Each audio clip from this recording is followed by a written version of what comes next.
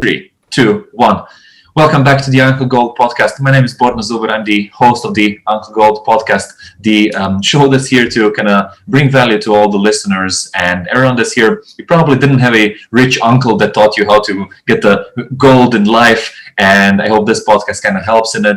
I'm going to bring on guests that have a positive attitude and have a lot of cool tips and ideas that might help in your day-to-day life. So we're going to do a bunch of interviews here.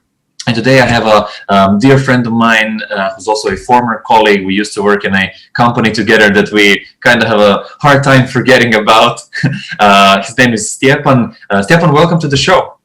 Hi, Borna. Welcome, and thank you for having me on the show, and thank you for giving me an opportunity to also bring some positive things to your channel, to open my mind, to maybe help somebody someday. And it's a really big pleasure for me to be next to you also in this moment where you make your first live stream. I'm actually really a bit proud of it because I appreciate your work and big fan. So it makes me happier to be here, and I think that we're gonna have a nice conversation and that it's gonna be a really good result. So let's dive into it. Awesome stuff, man. I'm also happy that you're here, man. We've been chatting a lot in the last month or so. We kind of started working closer together now. I have a feeling even more than we used to when we were working back in Croatia. But just for everyone who doesn't know our story, this is the first live stream that we're doing. So the first time that the Uncle Gold podcast has been live, guys. I hope you like it. Of course, on YouTube, you'll see the final edited version, and of course on the podcast sites. But Stjepan, before we go into all the questions that we prepared there, can you give us a little background on who you are, what you do, and where you are currently? So my name is Stjepan. I come from Croatia. I'm 29 years old, and currently I'm living in Germany, in a really nice city called Frankfurt. And right now I work in hospitality. I work in a hotel here in Frankfurt. And the way that I'm probably working now and what's actually my plans is so that I'm pretty much working on improving myself and to change a lot of things in my life. So that's me. I'm actually a pretty normal guy, but I just have some good attitude. I have a good attitude, and I also have some big goals. So, like everybody else, just that I decided to leave my country. I decided that I have to leave Croatia. So that's the thing about me, is that I wanted to go out of Croatia. So I ended up in Germany, and this is where I am now. Actually pretty happy, pretty satisfied. So, all right. Yeah. How did that start? There's a huge debate now for everyone doesn't know in Croatia, should you stay and kind of help improve the country, right, and make the whole thing better? Or should you, like many others, just pack your things and go and leave the country and try somewhere else? How come you made the decision to go to Germany, and why Germany? So it's actually a good story. So as you remember, we worked together at the same company. And as we started there, it looked everything promising. It had a future. So we worked hard, we did a lot, and how it is in Croatia, we didn't get paid for it. And it's the sad truth, yeah. We can laugh both now about it, because we made a step up, we stepped up our game, our lives. But the thing is how it was that 4 years ago, in 2016, or actually, yeah, it was 2016, I think, when everything happened, it was hard. We worked a lot, we traveled, worked huge amount of hours, we worked sometimes night shift, sometimes we were alone in the office on weekends because somebody has to take the shift in case of an emergency. So it was it was hard for us, but we did it, and we gave 100%. And if you can remember also, what happened was that nobody appreciated us in the end. We were just actually used. And it's not a problem if you get used. You know, like, if somebody uses you as a tool, it's okay, you allowed it. You know, you're working, at least you should get paid. But we didn't get paid, and in the end, I think in the end, we were the idiots there. We made the mistakes because we gave 100% of ourselves to a company that actually had zero future. This was like doomed from the beginning, but we were a lot younger, we were naive, and we were thinking, yeah, it's gonna be a great opportunity. Yeah. I really did have a feeling at one point that we could kind of turn it around. The company was actually having really good contacts in Germany. They partnered with some like really large companies. Let's not get into that here on the show, but some of them are like in the healthcare industry, some of them are in the human resource and recruitment industry, some were in the kind of like data science thing. So there were a lot of like really cool projects going on. I think the problem was with management, basically the owners of the company. It was played wrong, and I actually don't regret that we put in the effort. I think that was the only good thing that we did, because that kind of showed us that we could do it even if the circumstances were bad, even if we weren't getting paid. And I used that example later when I was looking for a job for myself, when I would go to an interview and somebody would look at my CV and they would be like, so what happened here? And I would tell them the story and people would be like, what? You know, the recruiters being like, so how much did you work? And like this much, and like, how much did you get paid? It was like 1/3 of the salary. And they're like, what? And I think it's a good story to tell, and it shows a lot. I think it tells a lot about, not to like kind of brag or anything, but it shows that both you and I and all the other people that were there, like what was this guy, Željka, and the other guy, Dubravko, you know, like people like that who really gave it their effort, you know, and really wanted to kind of help the company. I think that shows loyalty, and I think that a lot of companies are looking for stuff like that.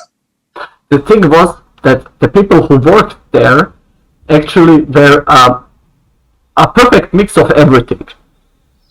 You had like amazing salespeople. You had people who had a great mind for logistics. You had people who understand and fluently speaking more languages, like actually everybody of us. And we could bring a lot of things to that company, but nobody actually wanted to make something out of it. So the problem was that the management, even in a situation of crisis, didn't trust any of the co-workers. Mm-hmm. And of course it ended badly. So it was a great experience for me. It's also making me happy today that I went through that experience. But what made me decide to leave Germany was to leave Croatia. To leave Croatia was the month after that. So after I left the company where we worked together, I got a really amazing job as an office manager in a parachute company. So like, what you want more?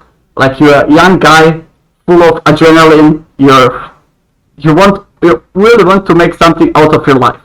And you find that job where you work for a parachute company. Like, dude, your job is built around jumping out of the plane, making videos, talking with people, traveling. Like, that's everything what you want in your life.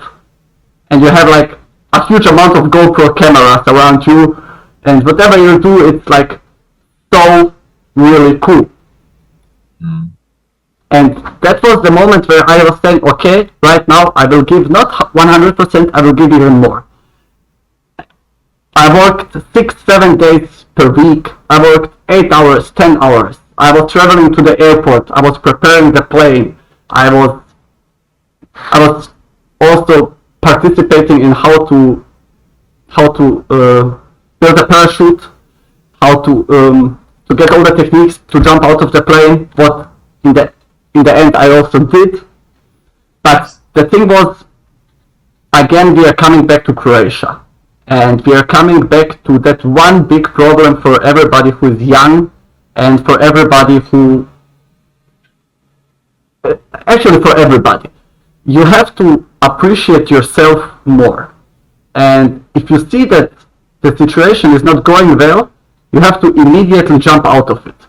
Like, leave that and search for another opportunity. And I was on that big cruise. We had a mission on the Croatian coast where we were dropping people out of a chopper. So it was like the dream. You are 2 weeks on the Croatian coast. You have a huge chopper, they're only in Croatia, private chopper. I was living at that moment with a pilot of that chopper, the only private pilot in Croatia, who also has a private plane. And the thing was that we went there, and then I realized that I made a huge mistake. I committed myself again too much, and my boss started to become like the bad stepmother you have, you know, like who now enters your life and wants to destroy everything. We had some problems because we decided, because I was believing that my boss was an amazing guy, and that my job is actually really cool, that my boss is cool because he's jumping out of planes, out of choppers, I don't know, like a Croatian Felix Baumgartner. Not so thin and not so good looking, but the attitude was there, you know. And I'm a huge fan of Felix Baumgartner, so I was like, yes. And then he took a bad location, like the mission was great, the plan was great, but we had a bad start. And how it is in a parachuting business is how you become a millionaire in a parachuting business. You have to be a billionaire. So what you are doing is that you spend a lot of money. And what happened actually was that we had a problem. Everything was going bad, and I was thinking, okay, this one mission, we had a lot of success all around Eastern Europe, on the Balkan, so we will survive this, we will go back to Zagreb, we will have a winter break, prepare for the spring season, it's gonna be everything awesome. No. Unfortunately, it was not. In the end, this is now we are coming out to the reason why I left Croatia and how it came to it. After the mission finished, I came home. I was working 12 hours on the last day. After that, I had to drive a big van for 4 hours to get back to Zagreb. I was left on a gas station without money because my paycheck should come in 1 week. Without money because I was paying for my own expenses there. Okay, he paid food and some things and the apartment, but I had to pay for the food and for my own expenses. For example, if I want to go out or drink something and like this. And of course, you're young. You're in Zrče, Croatia. You want to party, you know, like every night you go out. Of course, you spend money because you think, oh, I will get my paycheck in 2 weeks. So I came home. I went out of the country. I went to Slovenia to go swimming with my friend, and he started to mob me with a couple of calls. And I still had the office phone with me, and I said, yeah, okay, I will come, we will meet, I will come later today, now let me in peace. He came, and the guy told me that he wants to sue the pilot, because he thinks it was his fault, actually. I mean, the guy was just flying a chopper. What happened in the end was that he wanted me to sign a false acquisition against the pilot, or he doesn't give me my money. So he took a bunch of cash out, like really a bunch of cash, put it on the table, and he said to me, I will not pay you until you sign this false acquisition. After you worked 28 days in 1 month, you kinda get a small meltdown, like a burnout. So what was the point of this was that... And did the pilot do anything wrong? Like No, look, the dude only had to fly. So he would wake up in the morning, turn on the chopper, fly, come back. The dude had nothing to do with it. The problem was that the mission was not so successful, and our boss didn't want to pay for nothing, and the pilot only wanted to be paid for the kerosene, for the gas. So what happened is that he wanted me to sign a false acquisition. So actually I left his office. You remember that small room, that amazing room with all the equipment? I left it and I called my dad immediately, because my dad is a super smart, super experienced guy, and I asked me, Dad, what should I do? And my dad told to me that fuck everything, fuck the money, we are not snitches, we are not liars, get the fuck out of there. And it was like this. I told him to stuff the money up his ass.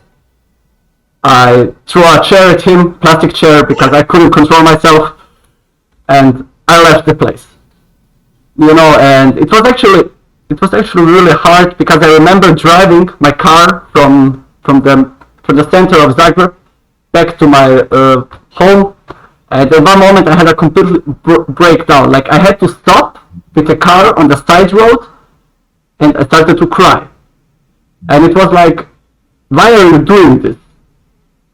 Stjepan, why are you doing this? Like, is it worth to sacrifice yourself for everything? And I came home, I was like in a bad mood 2-3 days. My dad told to me, hey, I know how much you worked. Look, he was so nice, he gave me some money, because I was young, I was broke, and I was like planning for my future, because I was planning with a paycheck, of course. And because I was paid per hour, I was hoping that I will have like a lot of money because I worked out. My dad gave me some money, said, here, you know what, Stjepan, go take a vacation. So I went to Novi Sad. I went to Serbia, because I love Serbia. It's like an amazing place. I have a lot of amazing people there. They are like almost my family. And there I realized, look, it's bad to be in Croatia. It's even worse to be somebody young and talented in Serbia. So I have to do something for myself, and maybe this will give the opportunity one day so I can help somebody else to achieve it. So I came home and I was feeling down, like really down. So I decided that I want to move out. So I opened some web page, like I opened Google, Chrome, doesn't matter, and I wrote jobs in Germany. And like nothing was appealing to me, like at that moment my German was great. Right now it's fluent. But the thing is that I was like really stressed. Like, what to do now? Stjepan, you have to leave this country, you have to do something with yourself. So on this internet page I found a job. It was calling, that was interesting, it was calling in a hotel. So in a hotel in Germany, somewhere in Germany, and I said, you know what, I will apply for that place. Like, they're searching some trainees. It was an F&B trainee, food and beverage trainee. And I will be honest to you, I had no clue what that is. Like, I didn't know nothing about F&B, about food and beverage, I didn't know nothing about hospitality. The only thing that I knew is I want to leave this country and I want to do it now. So I sent my CV to that hotel, I sent it in English, and they called me. They called me 1 hour after, and I said to them, okay, so the only thing that I want is I want a place to sleep, I want a functioning toilet, and I want a paycheck. Of course, we will get into you, I will send you the contract in 2 hours. 2 hours later, I had the whole contract from a German company in front of me. And the only thing that I had to do is, I have to put a fucking cross on the contract and to send it back and to start to work. And cross is like a pirate because you can't do your own signature, right? Yeah, like just sign it, just put a cross. And the thing was, look, I come from a Christian family. I come from a family that's loving and that appreciates me and that was always respecting and pushing me. And of course, we lived in a big house with 8 of us of the family, with the grandfathers, with an uncle and aunt. Like, amazing, huge family. So the thing was that I was like, okay, what we can do? And I called him and asked him, give me a couple of days. So I signed the contract and I should leave in 4 days. It was summer, it was July. So I came downstairs, I came to my family, and I told them, because on summer evenings everybody would sit outside, and I would tell them, you know what, people, I'm leaving to Germany. I will pack my stuff in 3 days. I'm taking a bus to Munich, and I'm going to Schweig. And everybody, don't smile, because everybody was like, what the fuck is Schweig? Like, dude, what is that? Where are you going? Why are you doing that? Which hotel? What, did you read the contract? And I told them, yes, I read the contract. I'll be honest, I didn't check the hotel online. That was kind of mistake. Small mistake. No, it was not a mistake. Like, a mistake, because everything has a happy ending right now. And I think everything will be better in the future. But at that moment, I was like, just, Stjepan, put your head and go through every wall that comes from now on. Yeah, you made a decision. I made a decision, and I said to myself, I will not back down now. I have to do it. I have to be strong, and it was not easy. So the 3 days passed. My family supported me also. They gave me some money to have some side money, some loan. I packed my one bag, Borna. I didn't have nothing. I didn't even have a laptop because I didn't want to take my PC from home. I had a cell phone and I had a bag full of stuff. And a lot of hope for myself that I can manage to do things right, and everything that I did wrong or happened wrong in Croatia, that I can make it right. So I was sitting on that bus, and it was actually amazing. I will tell you, it was amazing. From the first moment when I arrived in Munich, I had no fear. You know, I went to the airport, I took a shuttle bus for that hotel. I went to the hotel. It was like really, really amazing, Borna. And nice, man. Kind of went the same for me. After that job, I kind of took on a few other sales jobs. I thought that sales will be the solution, because if I can put in more work and more time, the same way as you did, that I could get more results. And I worked sales jobs that I didn't like, so I didn't get any results there. Then I worked in real estate. I really loved that, but again, another story with the boss. I was supposed to close the deal, but I couldn't be in 2 places at the same time. And then the boss kind of took over a deal, told me that it didn't happen, but it kind of did. So I later found out and was very disappointed about that. And it was not like, I would imagine somebody would do that if the amount of money was huge, you know, like it was like millions or tens of thousands of kunas or dollars or euros, whatever. But it was like, I don't know how much it was. It was like 30 euro, something like that. You know, like it's a lunch. That's so right. Yeah, it's not even a good lunch, you know. I just wanted to say that after a while I was kind of fed up with it, and I just wanted to kind of like, you know, switch things up, and I decided for Ireland.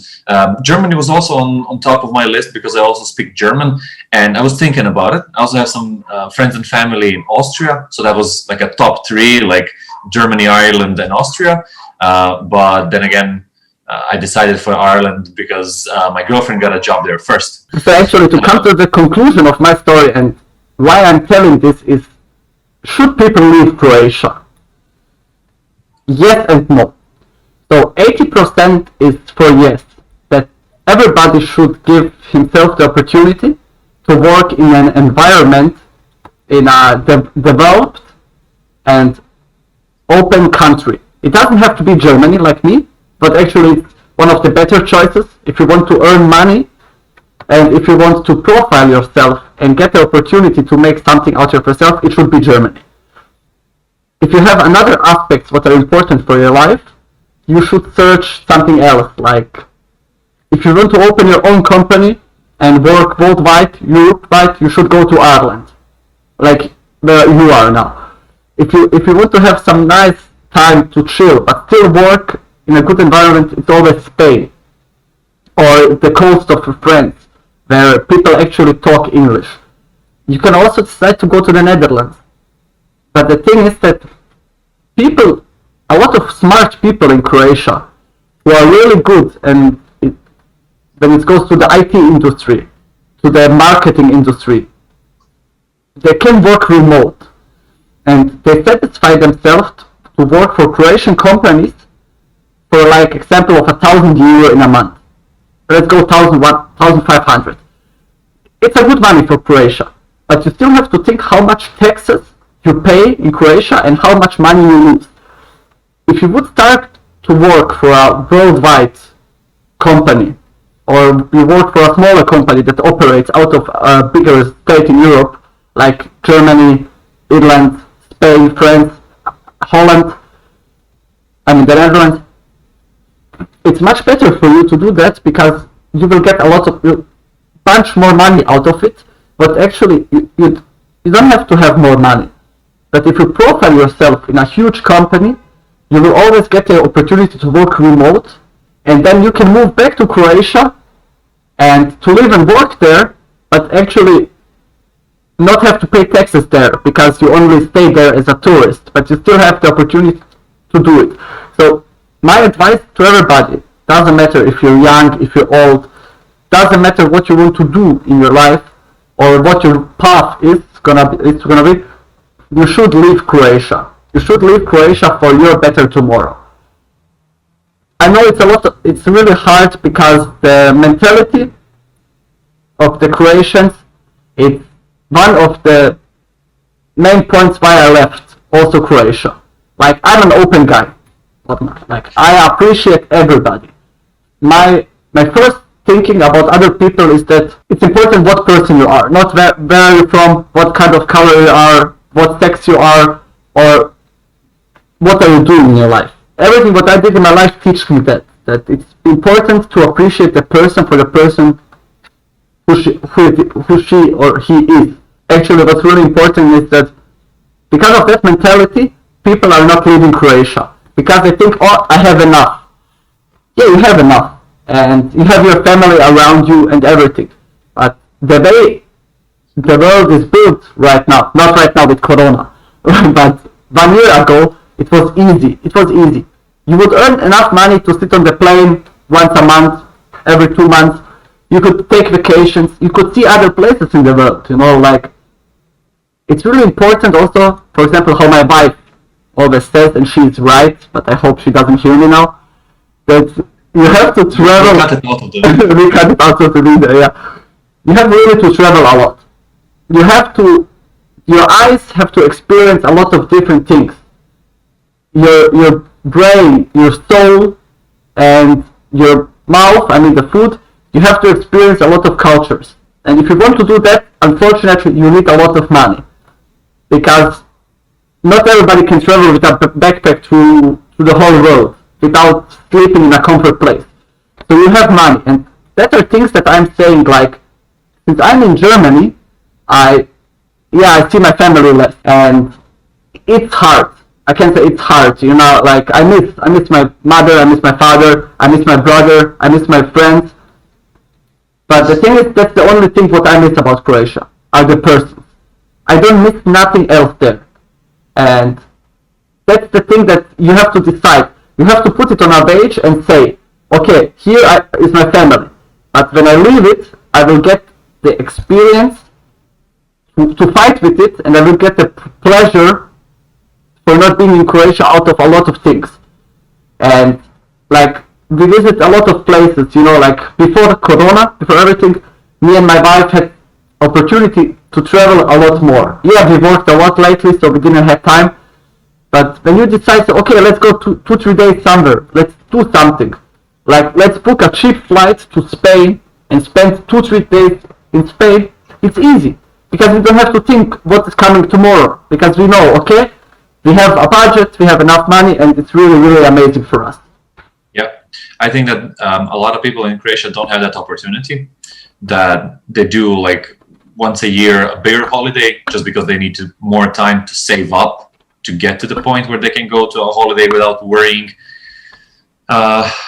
Yeah, I noticed the same thing. Like moving to Ireland, it really kind of got easier. Me and my girlfriend, we traveled to a lot of different places, and buying a plane ticket in Croatia was a lot of money for me. Here it was kind of like pick a country, like it doesn't matter, right? Like €100 difference doesn't play that much big of a role. While in Croatia, €100 would be like a lot. You'd be like, oh man, like €100, like you will calculate, you'll like stop and be like, oh, you know, like if I make a wrong choice there, like the €100 is lost. And I'm kind of sad that the whole country can't get to a stronger level for more people to kind of experience that, because I also agree with your wife that it is necessary, and it's important to broaden your horizons. Like I think it's possible to get that in Croatia as well. For instance, like you haven't seen all the villages and all the places in Croatia. Croatia is huge, basically, if you want to travel like that. So you don't know it. But the further you go, the more radical the change will be. If you compare it to China, let's say, where you have like a 10 million city that rose up in the last 3 years, and it wasn't on the map beforehand, right? That's something that you don't see every day in Croatia or in Europe.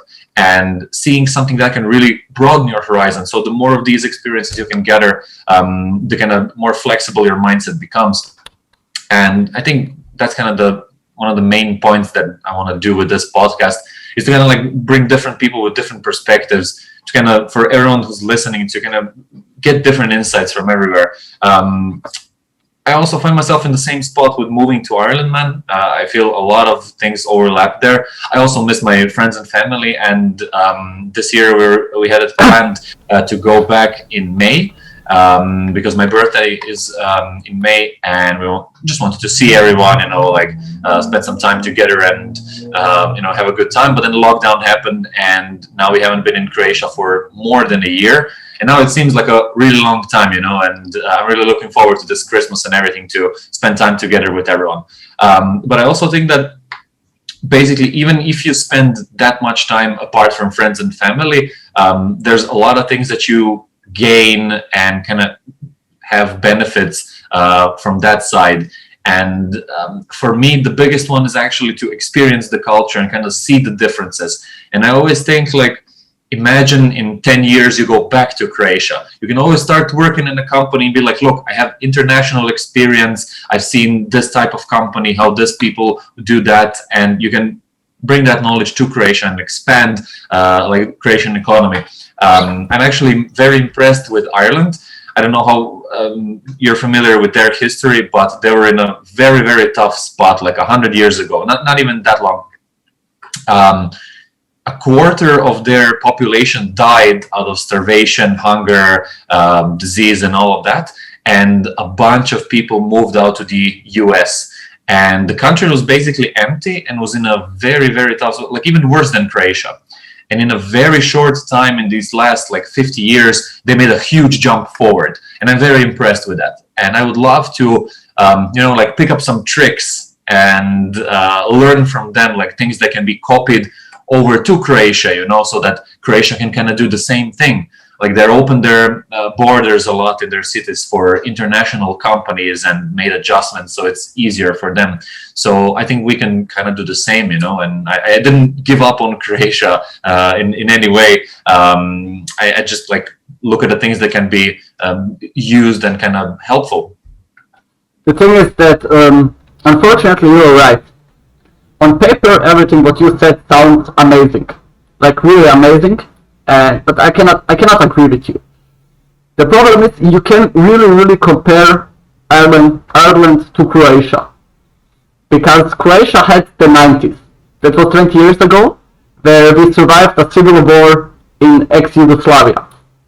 So it was a place where Croatia left the communism and started to adopt democracy. For its own country. Democracy, yeah, sorry. And the thing was that nothing since then became better, unfortunately. Because Croatia is working unfortunately, against everything that's great in normal human reasoning. Like, look Ireland. They said, okay, huge companies will pay us less taxes. So the big three of the IT industries, or big two, Google and Facebook, they moved there. The biggest online shop in the world, Amazon, moved to Ireland, their headquarters. So they said, okay, we will have less taxes, but we will still have income. We will have income from the three biggest companies almost in the world. Like the shares of that companies are some of the biggest in the world. Yeah. And Ireland said it doesn't matter how much we make. If we bring companies who make millions and we get 1% out of it, that's already amazing. If you have 3, 4, 5 companies, not millions, I'm talking in billions, like hundreds of billions per year revenue. And what is Croatia doing? Croatia is taking that small amount of companies that they have, and they're taking 20% of their earnings. Like, there's no companies anymore in Croatia that can say, okay, there is always some good companies in Croatia who are not giving up on the country, but you earn less because that companies make less revenue. They have to pay much more for their workers, and in the end, what happens is that you earn less than Ireland. Like every country in Europe since the 1990s, so when Croatia becomes a democracy, there is a lot of countries who are behind Croatia. Like, there are two really great examples. There are the Czech Republic and there Romania. And now both countries in the brutto per person income are above Croatia. And everybody was making fun out of them. Like, gypsies in Romania. No, that people decided to turn their base. They decided, okay, we have to work on some other things. We have a great IT industry. We will start selling our products out to Europe. We will start to remotely work for whole Europe because we are cheaper. Because when you pay somebody in Romania, it's cheaper than in Germany. But they decided we will keep everything in Romania. And we will help people to improve. In the end, like you see, Croatia is just going down. And to conclude this point about Croatia, is that at this moment there are actually 1 or 2 positive things that I can point out in Croatia. Everything else is for me, unfortunately, a tragedy. All right. I'm not talking about the small people. Sorry, I'm not talking about the small people because I know a lot of amazing Croatians and I love them, I appreciate them and I respect them for their work, their knowledge, their skills. But I'm now talking about big points. That's one of the main things that this podcast kind of focuses on, is to point out the positive things. Give us a few examples that you see really positive about Croatia, and then we'll kind of, I would like to transfer the kind of difference that you see as well from like working a career in Germany and in Croatia. Like, what are some of the differences that you see? So there are 2 points that I will point out about Croatia and that are really positive. I want to make 3 points. First of all, it's Mate Rimac and the Rimac company. So I'm really familiar with his work because I went to the same high school as he did. So I heard a lot of stories about him and I will not talk too much. That guy is a genius. That guy is a huge genius and I have nothing but respect for that guy. Like, he is everything that Croatia wants and needs. He decided, after he made the plans for Concept 1, he went out of the box to search for some investors. He found investors. Ferrari also invested in him to help him to build Concept 1. Concept 1 was the fastest electric car in the world, or I think it still is. And the thing is that he decided to stay in Croatia. He didn't went out. You know, he was ready to build a huge multi-million company to change the future of electric cars and how we know them. He was ready to make some serious money, to make it shorter, and he decided to stay in Croatia. He decided that he will help people there to work there, to have a good paycheck, and how the tree is going, then he's helping somebody, giving a good paycheck, a good life-work balance. Everybody else would be happier. The people who work, their families, everything would make a big circle of happy people. So he's one of the points that I respect about Croatia. He also, so that comes to the second point, what's really important. It's about one city. It's about one city. It's called Sveta Nedelja. It's the place where my parents live. And it's the most amazing city in Croatia. Just to translate it for everyone not from Croatia, Sveta Nedelja means Holy Sunday. Holy Sunday. So translated, the city is called Holy Sunday. It's actually it's a city since it was a village. 10 years ago they made it a city. So the thing was, we had to choose a new mayor, and for the first time the city decided to choose a young, educated, highly respected Croatian guy called Dario Zurovec. Again, from Sveta Nedelja. I know him personally. We know each other from seeing or drinking a coffee together in a group. He's like the best that Croatia can offer after Maturimat. He's an amazing dude. Really intelligent, highly educated, and he sees the world how it is. And he decided to release Sveta Nedelja from City, Texas.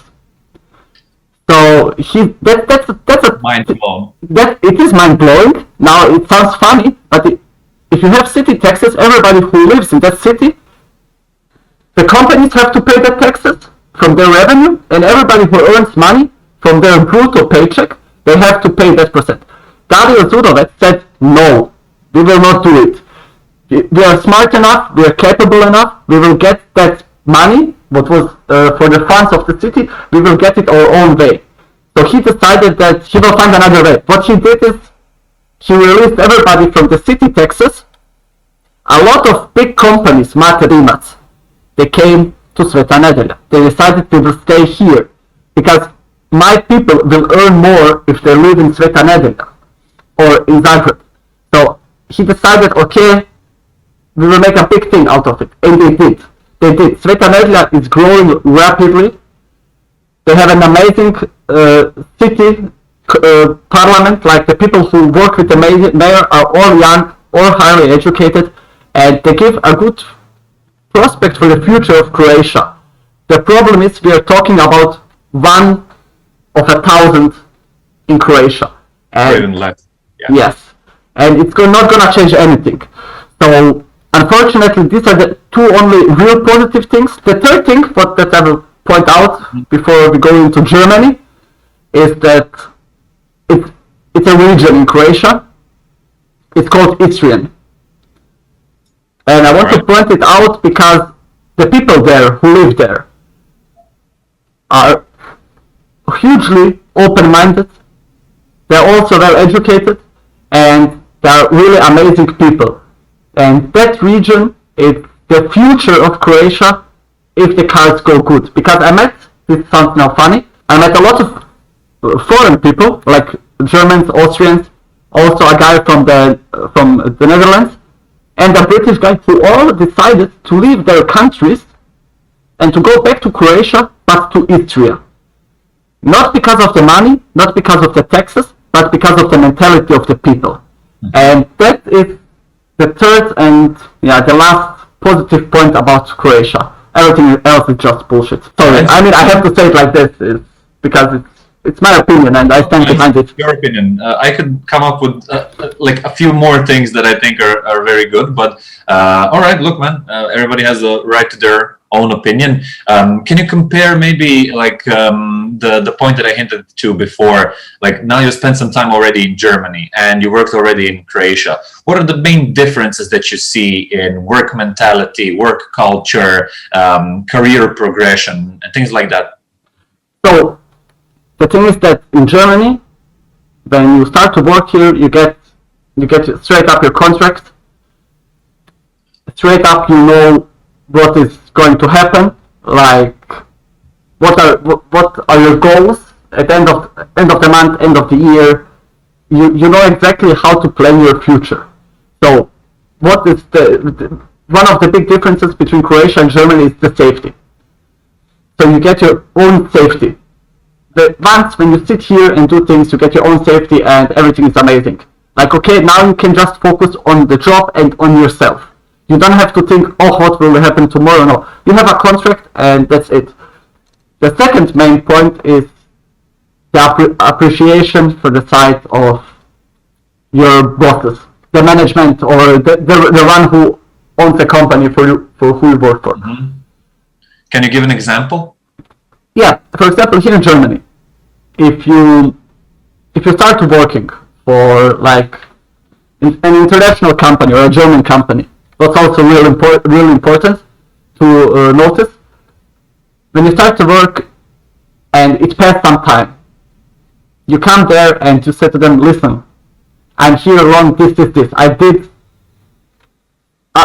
this, and I improved myself in some of these regions and that regions. I would like to have a raise. I would like some benefits. And of course, they sit down with you and they tell you, okay, we can give you this. And they're open to a conversation where they will help you to get that what you deserve. And unfortunately, I didn't have that feeling in Croatia, and I have it now. I have it now, and it makes me really happy. It makes me really happy to see that people can everywhere make something out of themselves here in Germany. And that, I mean, in the end, that's the reason why I came here, because that was my wish. My wish was to improve myself and everything around me. Mm-hmm. And do you see like a lot of opportunities where someone could kind of like go from one position to a higher position, or maybe even like from one position to a different type of position in the same company? Yes, I would call it the from zero to hero Okay. approach. It's like one of my favorite sentences. Mm-hmm. The thing is that you can do it. If you work in a big company and you invested some time and they see that you're capable of more things, they see, okay, this guy has it, they're always open to conversations for your improvement. When you say to them, listen, I work now as a college graduate, I want to improve myself, the Germans will always be open to give you an opportunity to study and work. So they will say to you, listen, we have this amazing university. It's gonna take 3 years. We will take it from your paycheck. So if you earn, for example, 1,500 euro, you will lose 500 because the company will pay your university. But on the other hand, okay, you have to lower your life standards, but you know after 3 years you will get everything back in a couple of months. So you just have to be patient and to let the flow work and to work hard on yourself and on the way. And a lot of companies in Germany, example, when you search for a job, and this is like a really important point for everybody who wants to come to Germany. If your German is good enough and you want to change your career and also find a job, a lot of big companies are bringing you the opportunity, are giving you the opportunity to make a complete course, to finish the high school, to finish the college, and working for them simultaneously. Yep. Like, this is one of the best systems in the world when we are talking, for example, about high school. Because the people who are getting educated in Germany, when they decided what they want to do, they not only have to study, they also have to work in that area. And a lot of companies decided that, okay, we will take practicants, people who we will build them up to interns. We will take interns, we will pay them, we will give them a smaller loan, yeah, but they will pay for the education. They will pay for all your exams, and for the final exam, what's actually really expensive. Nice. And that system brings Germany to the point where it is. Not only, it's not like just for the German system, it's a system for everybody who agrees to bring itself to that level. For example, you speak B1 German, like we are or B2. B2 is not impossible. B2, everybody can do it if you give yourself enough motivation, because that motivation will pay off in a span of 2-3 years. Mm-hmm. After the 2-3 years, where you get the B2 or even B1, you start your internship. On the same time, you start your German class, because a lot of people will accept you only if you speak English, but they will also expect from you in the internship to learn German. And when you do all the things, in the end of the 3-4 year period, or 2 years, depends how fast it's going, you will be able to have an amazing living. You will make something out of yourself, and it's the greatest opportunity that anybody in the world should use. Mm-hmm. And in my opinion, it's that what makes Germany an amazing country. Awesome stuff, man. I noticed that since in my last job, I worked in recruitment for the last 2 years, and I've seen a lot of companies in Germany.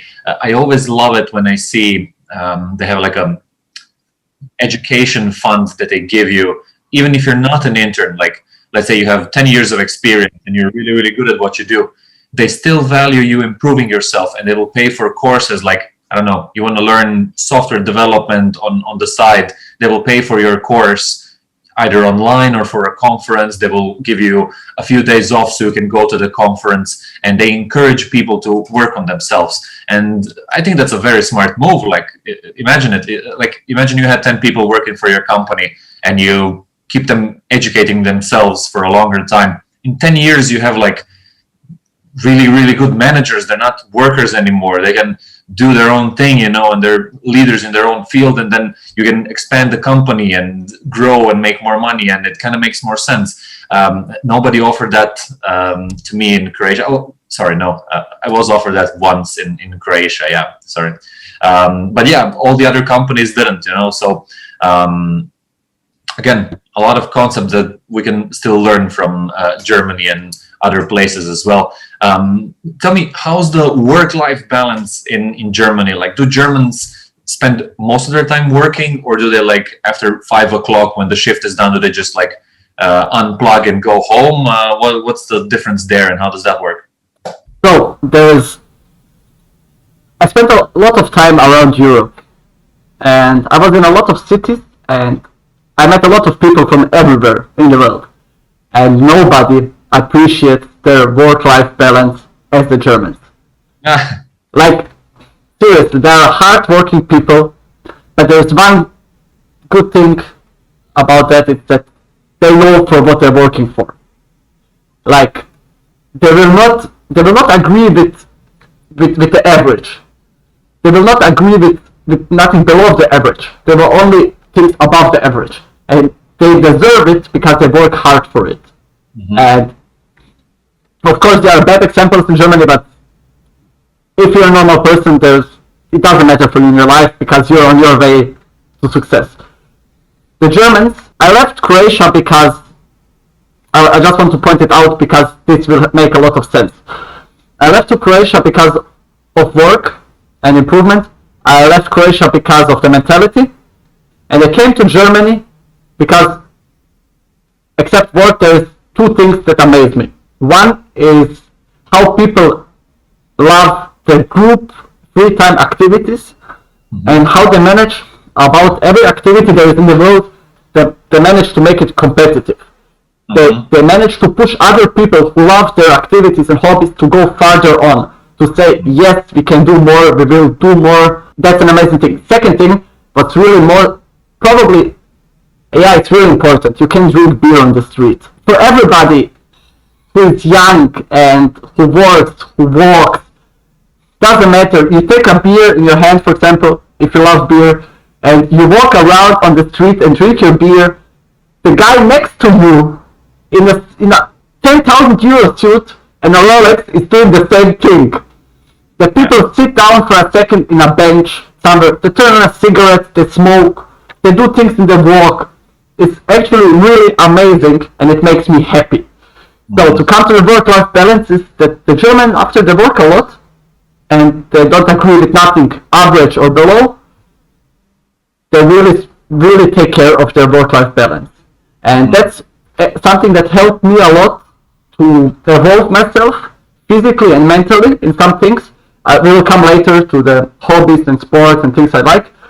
So, yes, they appreciate their work-life balance, and nowhere in the world you have the opportunity to work hard and party hard. Because the thing is that if you want to party hard, your work hard has to be paid enough that you can give yourself the things that you need. If you want a super expensive bicycle to make bicycle routes every weekend, go get it. You earned it. If you want a high-end PC for gaming, go get it and buy it yourself. If you make any sports, you can buy easily sports equipment or rent venues, like venues for tennis, for badminton, volleyball, doesn't matter. And whatever you do in sports or in your free time, you can find a community. And the Germans always want to have their communities. That's good. Before we go into the work-life balance on your side and basically how you spend your free time, Stjepan, for everyone listening, where can they find you? On what can they contact you if they want more information on what you do? And do you use social media for that one? Yeah, I can be contacted most easiest way is over Instagram. So we will put a link on my Instagram profile, I hope.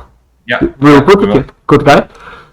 So, and write me over there if you need anything. We will come also to some other parts right now where I can help you. And I also hope that I can help somebody to make a change or to decide that what was the last drop in his life to make a change. That would make me happy.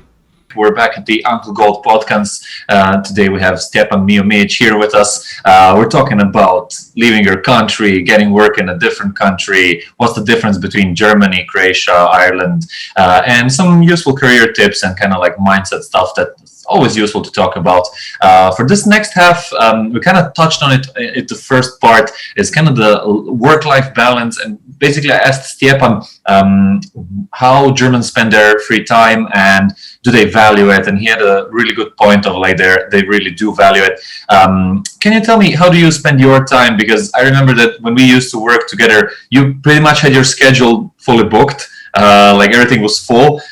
You, apart from meeting a lot of people, you spend a lot of time at home as well, on Twitch and YouTube and games and different stuff like that. That also interests me, and I want to really get deeper into this topic because everyone who's listening, they might think like, oh, games are for kids. But I really do feel that the Uncle Gold podcast has to make a point out of the rising gaming industry and anime industry and everything connected to it, and just kind of go in the idea of how much money can be made there. And I hope we can get through all of that in this podcast. If not, we'll do a part 2 and we'll invite Stjepan back to the podcast. But let's start with the first step. Like, Stjepan, how do you spend your free time?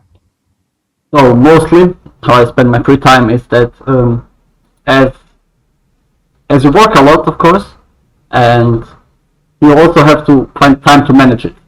I'm also married to an amazing young lady, and so you have to balance everything, like household and your hobbies, your things. Try to find always a perfect balance. It doesn't work always. Sometimes I put something on the side, and you never manage to make everybody happy. But the thing is that you have to plan your free time and you have to focus on the things that you love. Like just the things that you love that makes you emotionally happy and what makes you physically feel better. Like sports, socializing with people, and in my case, it's a huge part of my life are video games. And the gaming industry and esports, what we will actually touch later a bit. So what I'm doing is I try always to find a perfect balance where I can spend time with people, spend time with my wife, and also spend time for myself where I play, read, or watch something. Mm-hmm. And it's really important that you put a lot of that part in your free time. Like, also to bring parts that actually can bring you farther, like read things, be always on the latest updates about everything around yourself. Like especially in these days now, it's really important to know what is going on around yourself. I'm a huge fan, and a big thing for me is Reddit.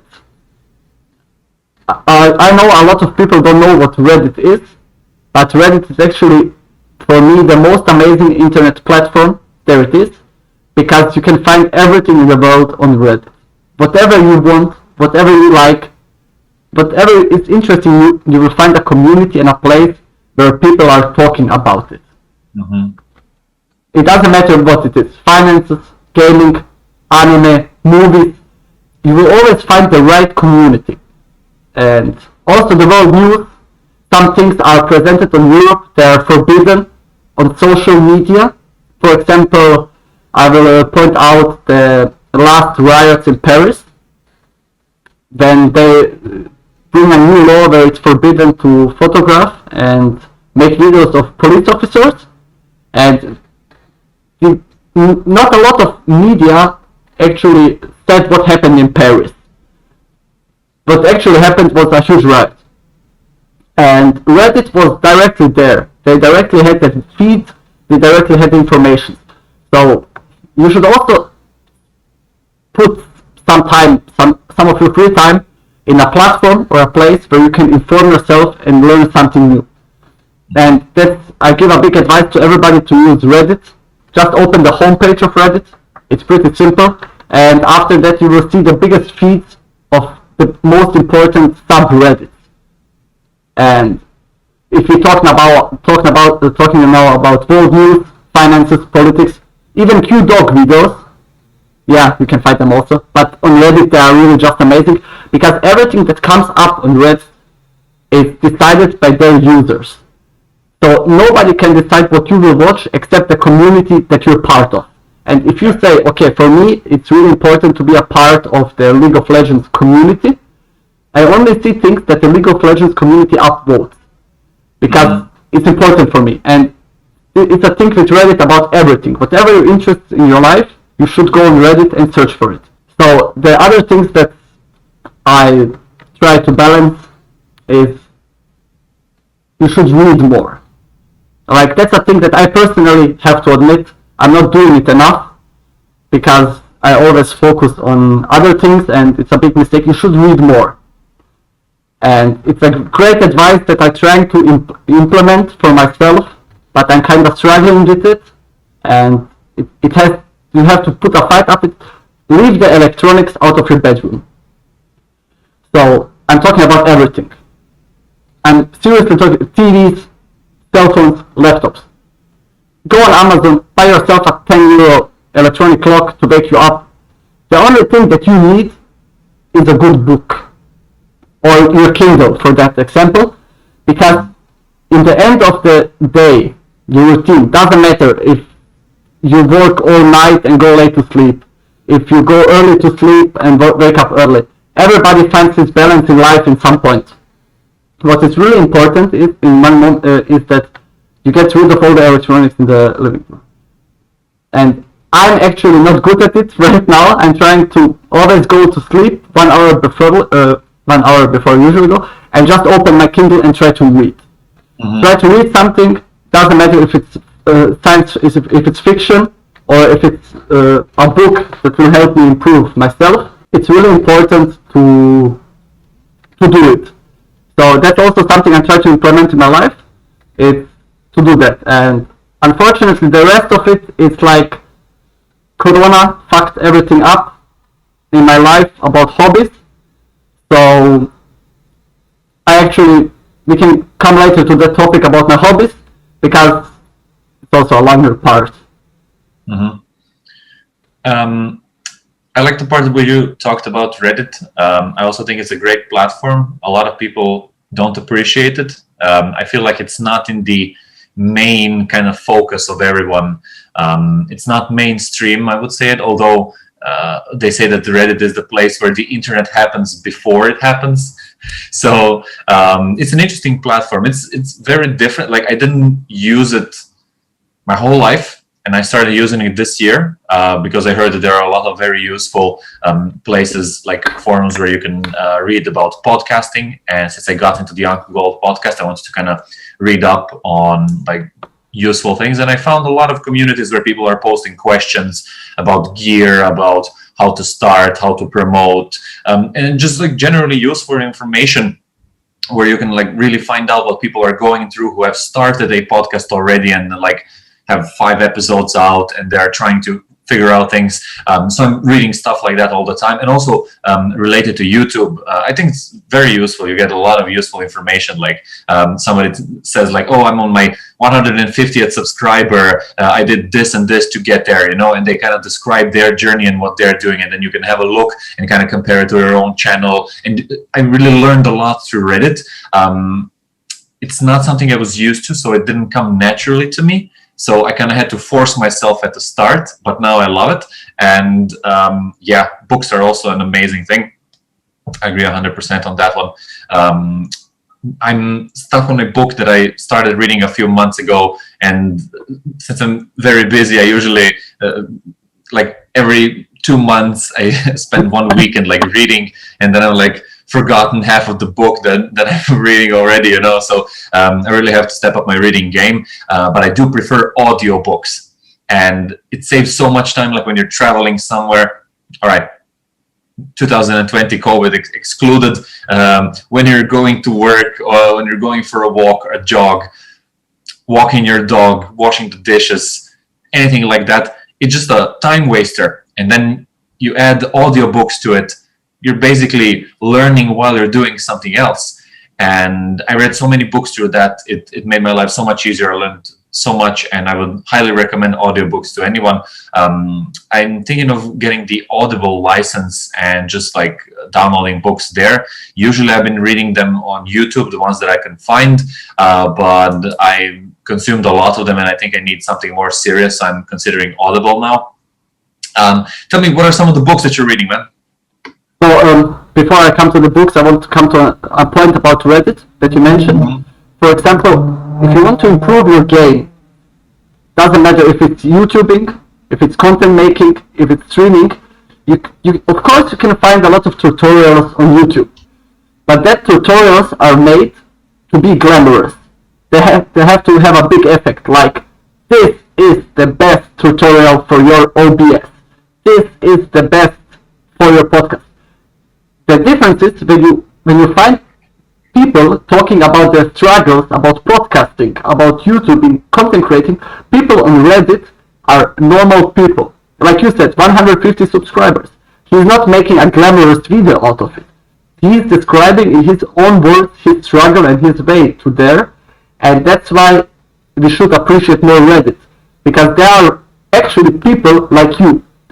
Like when you open that big YouTube video for somebody who has 2 million clicks on how to improve your audio settings for a podcast, or which way to go, how to build it. Yeah, but he tells you what to do, not how to do it. And if you go on Reddit, you will see people on, for example, the subreddit called podcasting. The last couple of days I read a lot there, and I found actually people who said, yeah, I have 20 listeners on my live podcast. It's actually amazing. There are actually people who doesn't want to monetize, people who doesn't want to make money out of it, but to make somebody's life better. Like you also want to help somebody with the Uncle Gold's podcast. And there, when you started it, for sure, there you would find things that they pointed out. They're actually really helpful. And that's why I said it's Reddit so great, because the community that you become a part of as a podcaster is actually amazing, because all the others are also podcasters and everybody started small. Let's just start by making the point that everyone who's not in gaming are first of all missing out. It's super fun. It's like the upgraded version of the games that we used to play when we were kids. Now we have serious technology coming in, serious companies, content developers, script writers. The animations are getting better and better. We have some very creative ideas coming out with smaller games, larger games, single player games, multiplayer games. There's a whole spectrum coming here.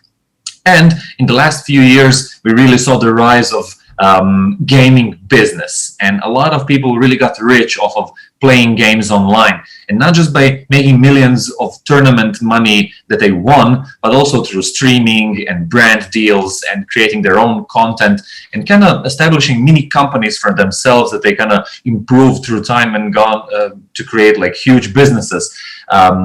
I'm a huge fan of that, and I think that's a dream for a lot of people who kind of like love to play games, and they see an opportunity, like they see Ninja streaming on Twitch, and they're like, oh, I want to be a streamer like Ninja, right? And then they start their journey and kind of change their lives into doing basically what they want. I think that's a huge thing, and I don't know if you follow Gary Vee online, but I'm a huge fan of him. He's this entrepreneurial figure from the US. He's big on social media. He basically says that even if you don't make the same amount of money that you would in a really strong corporate job, you compensate it by doing what you love and what makes you happy. And I think playing games, that's something for a lot of people with exactly that. Like, they probably won't earn that much money, but they will be happy playing the game that they love. Let's dive into this more. Like, what are some of the games that you play? I know that you're also a streamer on Twitch, and that you're a huge fan of League of Legends, but tell us this story from your side. So I will start with first with a short story about myself, and then I will dive into the gaming culture and the gaming mentality, and what changed through the years, and then we will come also to a big point about this. It's esports and jobs in esports, and of course streaming, content making, and Twitch. So the gaming culture changed. Actually, it didn't change a lot the last 10 years, but it got wider. So before that, gamers were people who, how to phrase it, people who lived in their basements, people who were socially awkward because everything what they were doing was sitting alone in front of a screen and playing and playing. And 10 years ago, the world was different.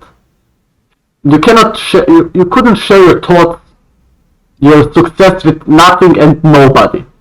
So right now, it rise. The 10 years of gaming culture, gaming industry changed and are ready to change the world and how it looks. Because right now, everybody who plays whatever game they play, they have other people doing the same and they know it. And you don't have to be alone anymore in that. You don't have to be that guy in that basement. It's just like a metaphor. That guy in that basement that is alone all the time. What you have to be and can be right now is some part of a community. You can socialize yourself over other games or whatever you're playing. It doesn't matter. Today there is a community and there is a way to be part of it, and it will help you a lot. And it helped the gaming culture and the gaming industries. Before, you remember, the people who played before, they didn't care how they look. They didn't care about their social status. Right now, gaming culture and gaming industry, it's a lot about social status. Mm-hmm. So, you can look good, you can be smart, and you can still play games. 10 years ago, everybody would say, no, you cannot play games, it's a waste of time. Yeah, probably in some way it wastes your time. But if it helps yourself to find the peace, the inner peace, to improve your emotional status, it's amazing. And that changed a lot. That the people now are free to play games and to talk about it. Like, there are a lot of communities out there that change the mentality of the gamers. Today, like, Discord, it's an amazing software. Discord changed the gaming industry completely, in my opinion, because I play multiplayer games, I'm online really competitive, and I also like to stream. But one thing that I started to do lately is I started to follow developers. Mm-hmm. Developers who are working on new, interesting products. Before that, 10 years ago, you couldn't do nothing. Like, if you were developing a game, you would have to find people to come in and to play it. Like, you couldn't bring out a beta test because you cannot put it online. There are no clouds. Thank God now we have Steam. So what Steam and Discord did together, they found a way. It's called early access. So every developer has an opportunity to make it the beta version or even alpha version of their game and to put it online. That means you already can start earning money by selling that game. For example, now you sell it for, let's make an example, €10. An indie game, like a 2D platform run and jump game. Yeah. And you put it on early access on Steam and you open a Discord community. What you are doing right now is people are buying your game because they're interested. Also, because people are hit and run indie games. So people are buying this game and they automatically see, okay, they have a Discord channel. Let's go into it. The Discord channel has a place just for the people who play it. So you have two opportunities. You can leave comments on Steam, what is not working, the pros and cons of the game, and you can speak with the developers directly on Discord. Was that possible 10 years ago? No. Because the developers 10 years ago just had that, they had a test running and that's it. Right now, every mistake, every bug in the game can be fixed in a couple of weeks. And it's going online, it's directly getting updates. So that there are two-way things. The games are getting better and the development companies are getting financed earlier than before. So nobody has to make sacrifices like to cut their budget, to let people go, to wait longer, because they get feedback directly. And it's one of the most amazing things about the gaming culture and mentality will change. And because the people are seeing, okay, I found a bug in the game, even if I'm alone. For example, what's amazing now, an amazing game right now that's into development. Yeah, there are a lot of survival games right now. It's called Raft. And they put early access, they're keeping now for a year, but what they're doing is they're taking direct input from all the gamers and they're implementing the game. They're adding new chapters. They're building up the game to be longer, so that you can put more creativity in it, more time, without changing the price. Because they say, okay, you already bought the game, we are upgrading it, but we are thankful because you trusted in us when we were in early access. And that's a great thing about gaming culture and gaming mentality, what changed a lot in the last 10 years. And we can be really thankful because this will be the way that nobody ever has to play a bad game again. If the game is bad, if you see the comments, for example, on Steam that the game is bad, you can immediately know they're not working on it anymore. They're not giving enough resources, quit it. And that changed the gaming culture because right now, every time you buy a game or you want to buy a game, you know directly what you're diving into. And that is a thing that, for me, made the gaming industry one of the best industries in the world. Yeah, agree. There are a lot of companies jumping in on that. And there are a lot of companies that have nothing to do with gaming that are kind of jumping in because they see a lot of eyes on tournaments and they're willing to give sponsorship money just to put their name on the t-shirt of the players, I also think it's important to kind of get into the community and meet the players and everything. I think that would kind of be more useful for companies that are trying to get into the gaming industry. I think that it's still far away for a lot of companies. Like, imagine a bank, what can they do to, integrate themselves into the system apart from adding money? But I think that if they think about it, that there are a lot of opportunities for them. They can even develop a game for themselves, like how to save money made by this bank, right? And they make a really a platform game where kids learn how to save their money, something like that to teach them, like educational games. I think educational games still have a ways to go. The most money is in competitive online games, but I feel that education games have not risen to the level where they should be yet. And I think that we'll see a lot more of those coming. Although there were all the time there were educational games that you could download, but they weren't really that high quality. And I think that will get better with time as well. But let's go into streaming a little bit. That's something that I'm interested in as well. I've been looking at a lot of streamers. I've been looking a lot into YouTube, and Now I have a question for you. Like, although I kind of know the answer already, I know that you're on Twitch, but there are multiple ways that someone can stream. There are live streams on YouTube, on Facebook, on Twitch, Reddit. Now, there's a lot of like places where you can put your stream, right? Microsoft had also their own platform, something. I remember, I forgot what it was called. That was the platform that signed Ninja for 50 million euro. Yeah. Yeah. He transferred some Twitch to them, but it seems that they are kind of doing a bad job there. I'm not sure how that's working, but let's go into streaming for a little bit. What's your opinion on the streaming sphere and everything that's happening right now, and what would you recommend for someone just starting streaming? Like, I'm thinking of investing like maybe 1 day per week just for streaming. In today's world, it's actually really hard to get a breakthrough. When you start, you're not the first one, and you're not the last one. So you have to set up your mentality.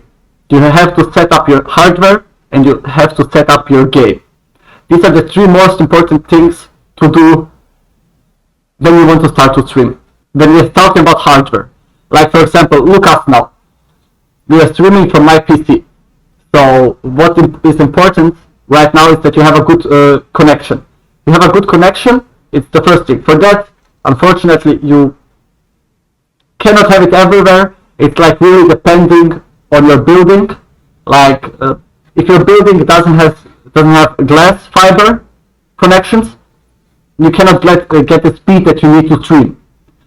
So the quality of your stream falls down. That's actually, you are not competitive with other streamers if you don't have the quality of the stream. That's first thing. Second, you have to have like a really good hardware. What it's really important for you is it costs a lot of money. It costs a lot of money, but we are now coming back to that part where you're in Germany and you work hard, you stream harder, so you can actually afford that hardware. After you afford the hardware, you set everything up, it comes to your mentality. Who you are and what do you want to be on Twitch. Now, for example, we take now Twitch, but I will come later to the part with content and other streaming websites, but actually are right now a better opportunity than Twitch. So, who are you now? You have to pick a game. You have to pick a game where you're good at least below average. You have to be an entertainer, and you have to have a good schedule. So, if the first 2 things are like okay, the third thing is really important. You have to have a schedule to stream.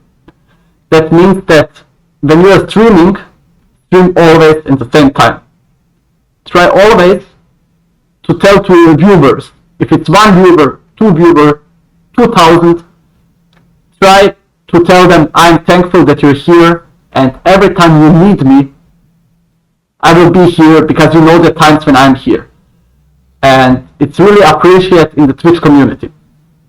After you set that up, everything what you have to do is to give you some time. You have to give you some time, you have to learn how to do it. In that process, you have to learn how to stream to 0 people. That's like a huge thing, and I know how it feels. It makes me sick in some time, because I want to be the entertainer, you know, I want to explain to the people what I'm doing. Like, I personally prefer to play teamfight tactics. It's a mode in League of Legends, it's an auto chess mode that raised in the last 3 years. I'm really good at it, really good, and what I wanted to do is I wanted to help other people to be at least as good as I. I'm not great, like by no means. There are 10,000 better players than me, but I'm the 10,001st on the ladder, and I wanted to teach everybody how to do it. Because I'm a guy, I have to win to feel success, not just to be a part of it. Like, I have to battle for it. Like, I have to go hard when it goes about games, and I want to win. And I wanted to give that mentality to the people, but it's really hard when nobody is watching. So when you start getting viewers, You will get anxiety because how can I talk to them now? Are they listening? How will they react to me? Like, and when I started, like, I still don't have a lot of viewers, but I'm trying to build my community because I also have to get in a better schedule. Mm-hmm. But what's really important is when the people start asking questions, answer them. Be there for your community. Because even if you're not a streamer with 10,000 views and an amazing community, or actually the community is not always amazing when you have so many views, it's mostly troll and Twitch, but smaller streamers have a consistent community. Because what I learned is like 4 or 5 people, 10 people are watching me and they're coming 2 more. They give me a follow, they give me a subscribe, and they go there and they tell to, and I had some viewers from Korea, they were watching at the beginning, and I asked them, hey, so dude, nice to have you here, but in Teamfight Tactics you have people who are number 1 in NA, number 1 in Europe, and I'm like number 160, I'm like number 500 on this server. And he said, yeah, but what I want is that I can communicate with you. When I put a question in Twitch chat, you are answering what I want to know. It's not getting eaten up of the bad community. And what I'm saying to everybody who wants to start streaming, stream to 0 people if it's thousands of them. And appreciate every question and answer it with full of your heart. And always try to win. Never go the route to troll or to be somebody funny, because it's always better to be the one who wins. If you get a consistent community of 10 people who are always there for you, 20, 30, doesn't matter, it's good, it's good. If you one day get 2,000 viewers, it's amazing, like you can live from it. But in this moment, when you start, try to build a community that appreciates you. Because in the end, that will bring you higher, because that community will push you to. How many people do you get watching your streams? Like, what was your best number that you got? So, my biggest number once was 18 people. 18 people, and I have to tell that it was hard.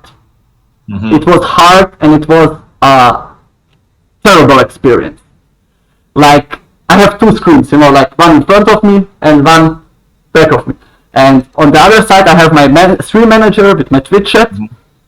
And a good friend of mine was also a moderator on my Twitch channel.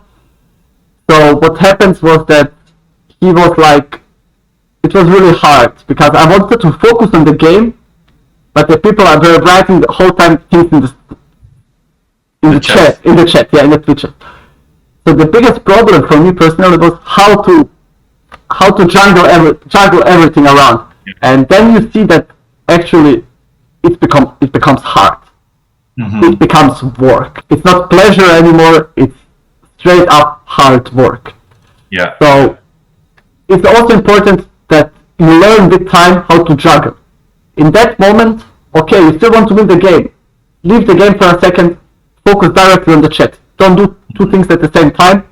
Like, either don't focus at the chat all and just talk how you see the questions, or give yourself a second break in the game and then come to the people in the chat and answer their questions. So take care of your community and of your game at the both time, and it's really, really hard. I have been thinking about that, and I always think like, like you're playing League of Legends, somebody kills you, you have a 1 minute spawn time. Like you have a 1 minute to answer someone's question there. Or while you're walking towards the center, like I'm sure there are like small spaces in between where you can kind of make time to read the question and then talk about it.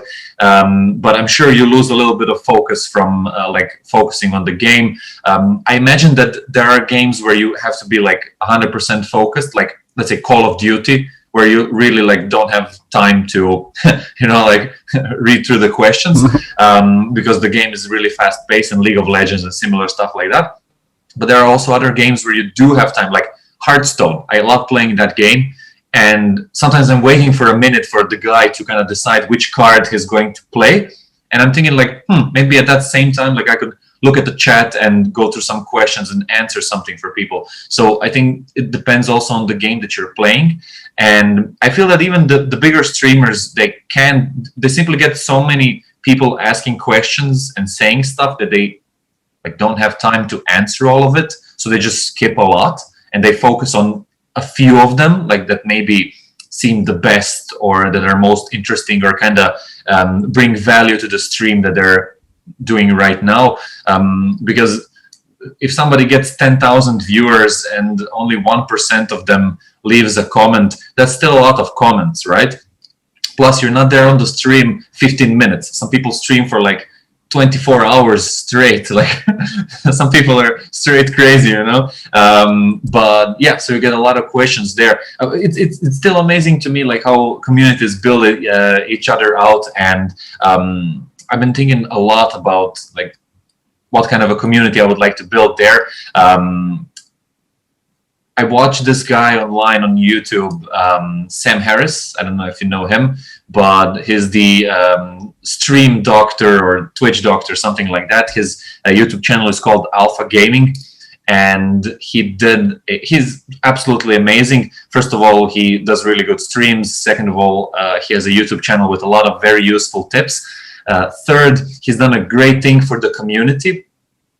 He and his wife were into music a lot when they were younger, and they were doing CDs and concerts and stuff like that. And they left the industry, but they struggled with music for streaming, for copyright strikes and all that all this time. So he made his own music that's license free, that's copyright free, that you can use on like for anything for streaming. And he set it on his like I don't know, he put it everywhere and it's for free. So imagine that. Like, I really like how he did it for the community and everything. And he's always commenting stuff like what Twitch can improve, what they're missing, what they should add, what's a good idea, you know. And I really learned a lot from him. So I want to do something like that where you can build something that's useful for the community while having fun doing it. Yes, and it's actually a really good way of thinking, because that's why I also play that auto chess. I have time between moves to think, and I also can help the community to improve in that game, so I can actually focus more on my Twitch chat. But what you are saying is actually really good, because Twitch offers you the possibility not to just being a gaming channel. Like, right now we could have this on Twitch. Like, we could stream podcasts. You can say your thoughts. You can have just chatting with the Twitch chat, or you can just play Hearthstone. So it offers you like huge amount of possibilities, and that's why our variety. Yeah. And the thing is that this is what changed in the last 10 years. Whatever you're interested in, you want to see how it looks, you go on Twitch and you will find it. If somebody is annoying as a streamer, doesn't matter. Go to the other one. If you like smaller communities, go to a smaller community. For example, my favorite Twitch streamer for TFT, there are a couple of them with 2,000-3,000. There's one guy with 50, and he's amazing. He's really amazing, but he's like more chill and calm. He's not like an entertainer, but he always answers questions to the community. And me and my friends, who also play a lot, we decided that it's really important for us that we have a smaller community when we watch a stream. So it's also a good idea to try to build a small community, but you will get more appreciation. The rest will come at one moment, but everything else starts with a small and stable community. I was thinking of like I really play a lot of Hearthstone, and I really look at like the type of players that are attracted to games. Some of them are highly competitive, and I look at it through decks. There's a certain way that you can build a deck in Hearthstone that makes it very effective, which means you analyze the meta game of what's currently active and the best cards in the current season, and then you put them together in a way where they interact in a way where whatever card you pull, it's statistically the highest outcome possible that you will have a good play. Plus, you have to be a good player with it, right? I actually don't like decks like that, because they're, after you play like a bunch of them, it becomes boring because it's very predictable, but you need predictability if you want to be the best. You need to know what card is going to secure you the win, right? It's like the champion you play in League of Legends, he always has the same spells, right? You can't have one spell being at random and then being like at a pro tournament being like, ooh, what does this do? Let me have a quick to read on which stats I should build. No, you have to like really max out all the stats and know what you're doing. I, on the other hand, don't like that approach and don't intend to go into any pro leagues. I like the exact opposite. When I build a deck, I make it extremely random, and the chances of winning are slim, but when you do, it's like an epic win. Like something happens that it's like it had never happened to anyone before, right? So like my stats are like win rate definitely below 50%, like even sometimes below 30%.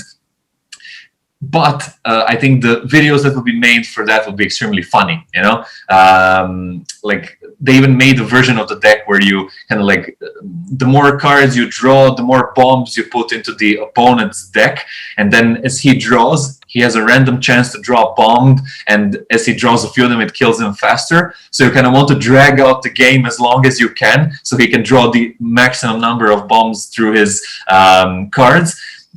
It doesn't work every time. Of course, someone can heal himself up and stuff like that. But when you kill someone, when he draws like 5 bombs in a row, and it takes like half of his health, it's hilarious. Like, and those moments are those that I love the best.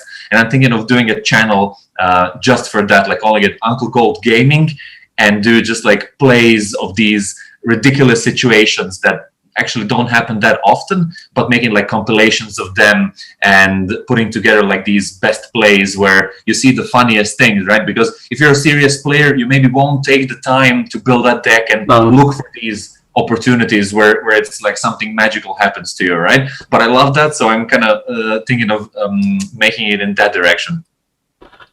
So the thing is that you're right. You have 2 opportunities. You can be how it's called, a meta slave, like somebody who only plays the best thing in that game. Like I, for example, if I want to stack up the ladder, if I want to get more league points. Stjepan, are you a meta slave? Yes. I am. Yes. But not only I'm a meta slave, but I also try to find myself new ways to improve the meta before anybody else notices it. Because there is, before we go from fun, like your Hearthstone, like first of all, it's a great idea to make a fun channel with Hearthstone, and I have like 2 stories about that are important for the meta that changed gaming, professional gaming forever, and also Hearthstone in streaming. So I will first start with Hearthstone in streaming. So it's amazing. Your idea is amazing. You should do it. Really do it. Try to film your games. Cut out the best scenes. Make a compilation of your best fun decks. Give the people an opportunity to try them out, because a lot of people want to play chill. For example, Hearthstone.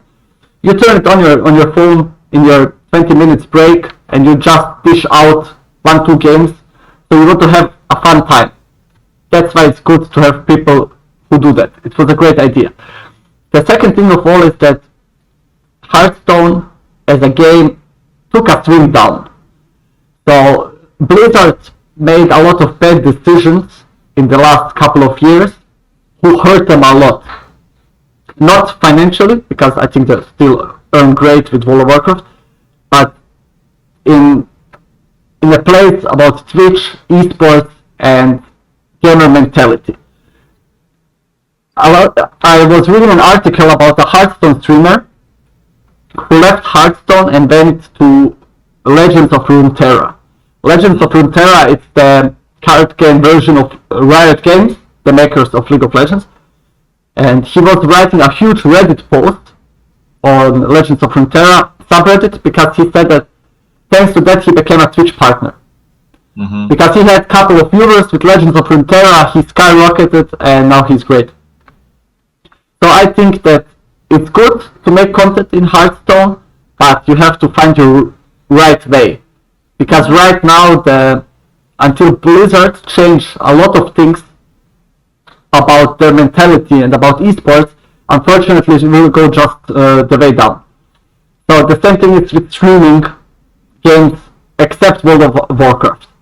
Like if you stream Diablo, if you stream Hearthstone, Warcraft 3, StarCraft, or Overwatch, the communities are getting smaller because the communities want to have a competitive side.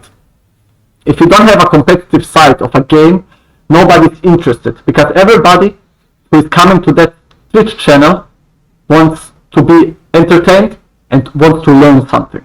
Yeah, and if you're not competitive enough to follow the meta game or build a new meta yourself to dish out something great, you will not manage it. And that's why it's also, you can be a for fun streamer, but you always have to try to be competitive at least a bit. There are a lot of games where for fun streamers make it high in the ladder. It's actually really amazing. I appreciate it, guys.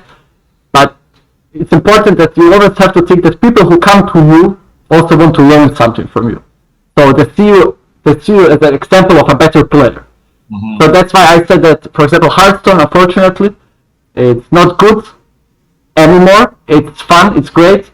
I started playing it when it came out. But since the meta changes and all the patches, I opt out of it.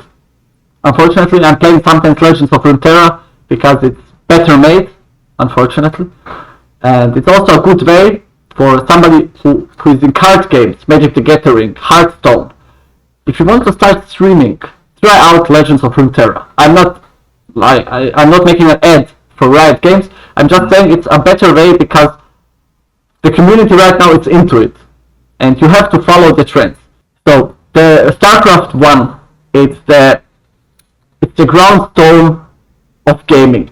StarCraft 1, it's like everything esports ever had. Like everything comes from StarCraft and from the Korean community. StarCraft was really appreciated, and it's still appreciated in Asia. We are talking about a game that's 20 years old.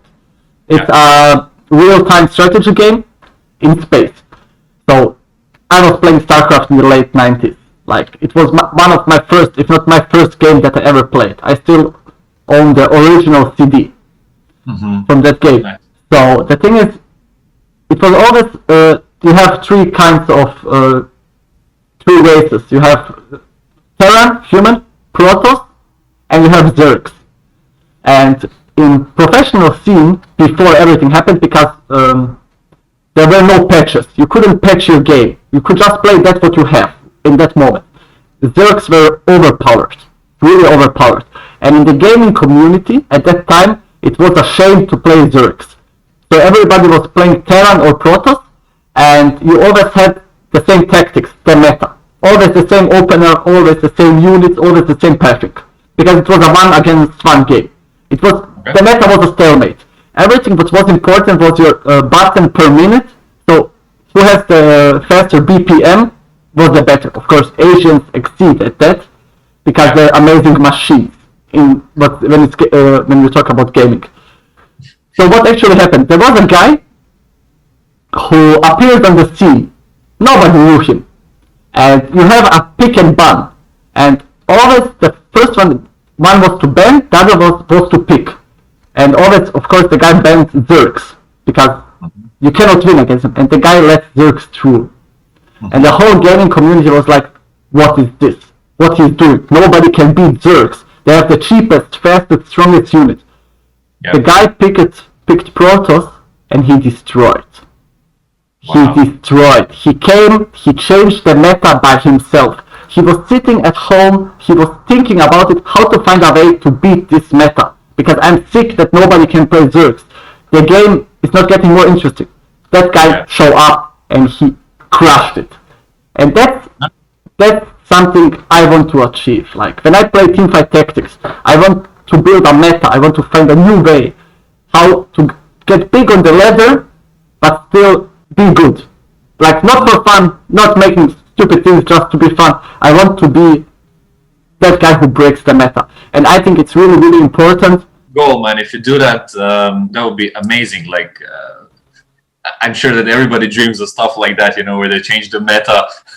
But I think you could do it like figure stuff out. It will take you time and effort, but I'm sure you can do it, man. Like it's a game that's evolving and they're adding new stuff.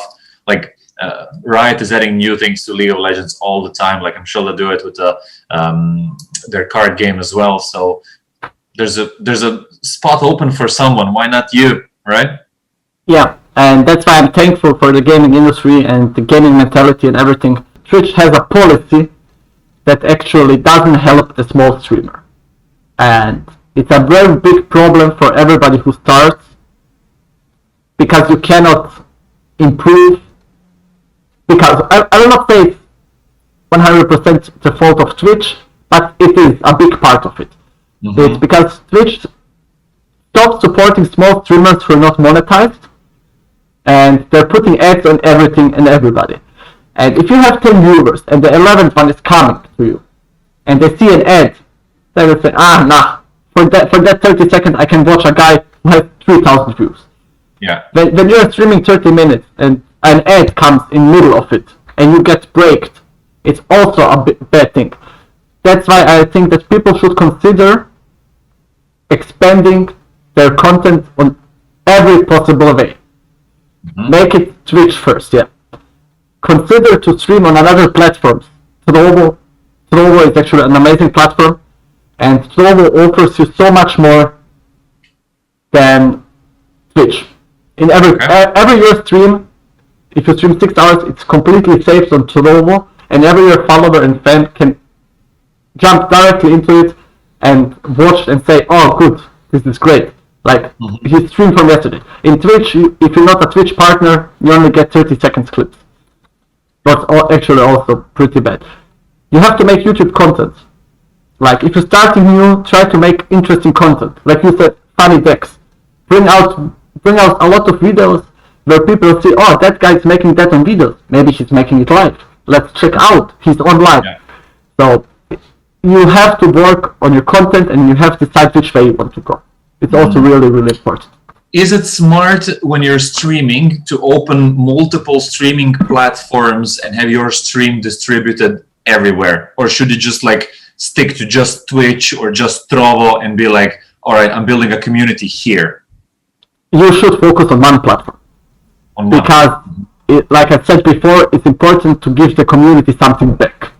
You want to give the community something back, and you cannot communicate on 10 platforms at one time. Yeah. So exactly. If you make YouTube content, you can also always answer the comments. If you stream on one platform, so you're live there, you can react directly. Yeah, makes sense. All right, cool. What else would you recommend someone who's interested in gaming and streaming? Is there something that when you get a few people jumping in on your streams and on your videos, what will be kind of the next step when you already have like a small audience building and already starting and growing? What will be some of the tips there? Like I said, learn to juggle. Like, you have to juggle with everything around you. With your game, with yourself, like your body language, what you're talking, and with your community. Mm-hmm. The first thing always is the community. Like, if people have questions, like I said, directly answer them. Directly focus on their question, then the game, and then yourself. So give the people a feeling that they're welcome when they come to your chat. Appreciate every view, every follower, and it's gonna help you a long way. Amazing. All right. Everybody listening, I hope you're getting value out of this one. We're definitely going to do like a live gaming stream with Stjepan one day. I hope I won't destroy your ELO rating on League of Legends. We'll play a normal game, not a ranked game. We can also play Overwatch. So we can play Overwatch. It's my wife's favorite game. She's actually amazing at it. I'm like bad, really bad at shooters, but yeah. You cannot do everything, like... Yeah, it's like, there's so many games out there, like it's hard to master them all. But I do enjoy playing Overwatch as well. I like the skins a lot. I think they're doing an amazing job.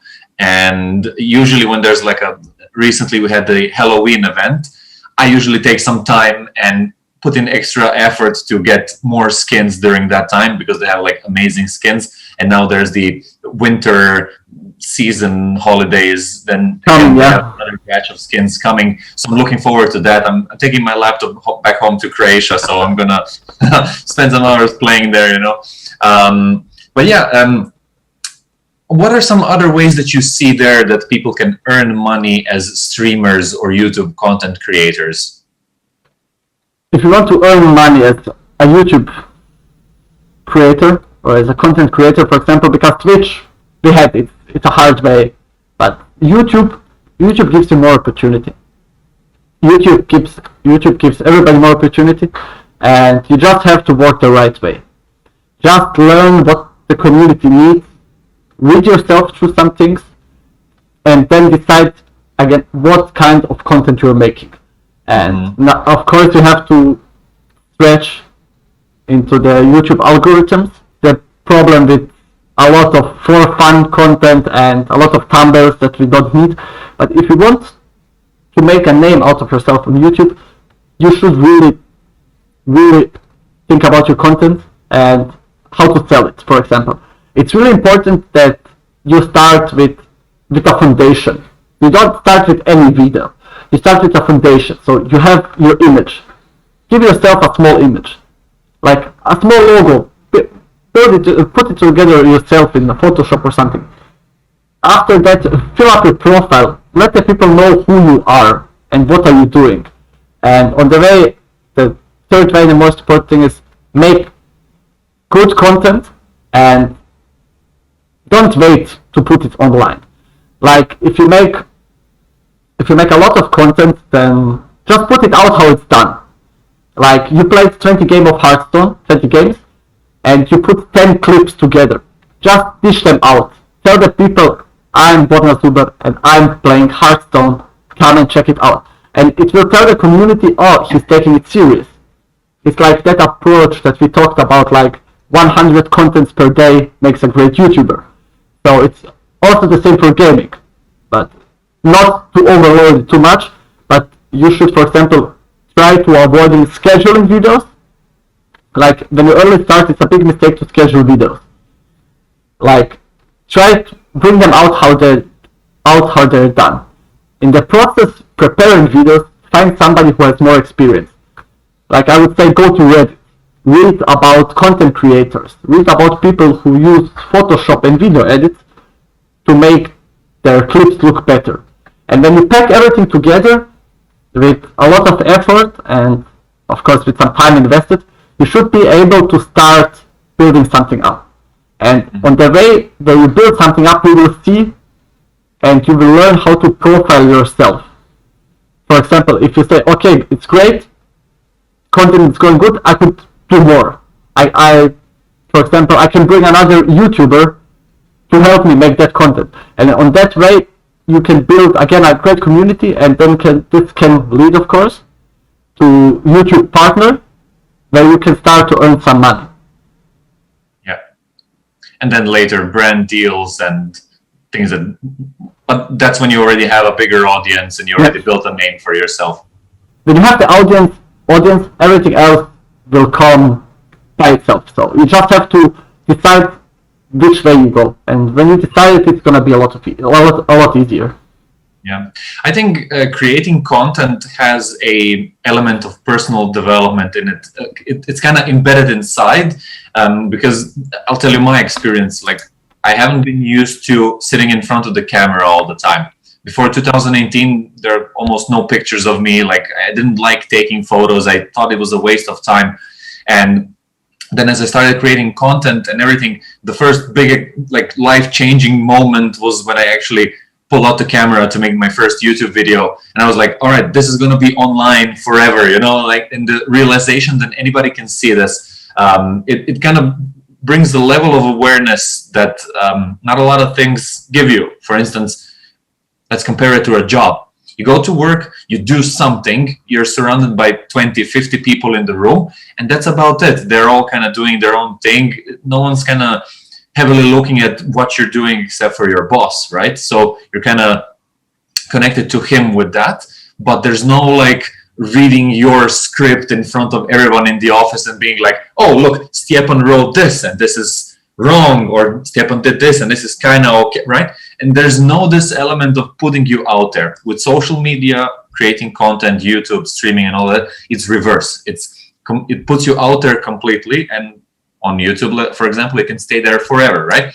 And people in the future can come back to your videos and look at it. And when creating content, you have to have that in mind, that a lot of people will see it. So the best idea that you actually can get out of creating content is that you improve yourself with time, right? Because you want to make better videos. And it's not the video that actually gets better. It's you that gets better and makes the video become better. So I feel that a lot of YouTubers and streamers on any platform are kind of underrated because they're in this thing for kids, right? And gaming and YouTube has that kind of stigma on it, that it's for 13-year-old girls, right? Or makeup tutorials or cooking chat, right? And they put you kind of in the same category, and there's not a level of respect there. But when you look at someone like Mr. Beast, who's now the fastest growing YouTuber in the world, he has assembled a huge team around him, and he's building a huge, massive company. The amount of money he's made and the amount of money that he's given to people to kind of like help the community and make a just like cooler videos, it's amazing. Like, it's like companies should watch him, what he's doing, to learn from him, right? Like, how many companies could benefit if they did something and like went like, all right, we're going to take 10,000 euro and give it to someone who's buying our products. Like, companies don't do that. They do have the money. They could do it, right? It's not impossible for, let's say you're a hotel now. We'll use it as an example. They say, all right, we're going to take 10,000 euro and we're going to give it to one person coming to us next month, just because we care. Imagine what that would do. You come to a hotel, you stay for one night, and you get like 10K as a reward for staying there. You would talk about that until the rest of your life. You would tell it to 1,000 people, at least. Everybody would go there. On social media, it would be a huge boom, so you would get a massive amount of awareness, and companies are just not doing it. And stuff like that is normal on YouTube, where people like spend 24 hours in a weird place. Like, I feel that a lot of companies are really not creative in what they're doing. And I know that there's legal implications in everything, but I'm sure that if they wanted, they could do it. You know, if they figured out the legal stuff and made a marketing campaign around it and asked the boss for permission, like, I'm sure that they could organize it. I feel that companies will have to start doing it if they want to stay relative with time, you know, like, if I can see that, imagine that COVID lockdown continues for another 2 years. I feel that a lot more people will go into the gaming industry and away from classical business. And I'm sure that a lot of companies will transfer to gaming to kind of make money and balance itself out. And then they will have to start doing stuff like that to even be competitive enough. The thing is, your point is great, but unfortunately, no. I have a feeling that every great point that I make, you just drop it. You're right. Great point, Borna, but we are living in a world in a time called capitalism, and everything is around earning money. And unfortunately, we cannot be talking now about gaming culture, streaming, and YouTube content. There is a huge difference between that kind of business and the usual kind of business. Because I will come to that part when I mention esports after this, because when you YouTube you make YouTube content, so you're a content creator, you work for yourself, you build up a small company, so you are a freelancer, you take care of your own taxes, of your own healthcare. Giving away money to improve the company, it's your decision, goodwill, because you are aware what the community is and what it means to everybody. Yeah. In normal business, you don't have that, because the people just think about their revenues.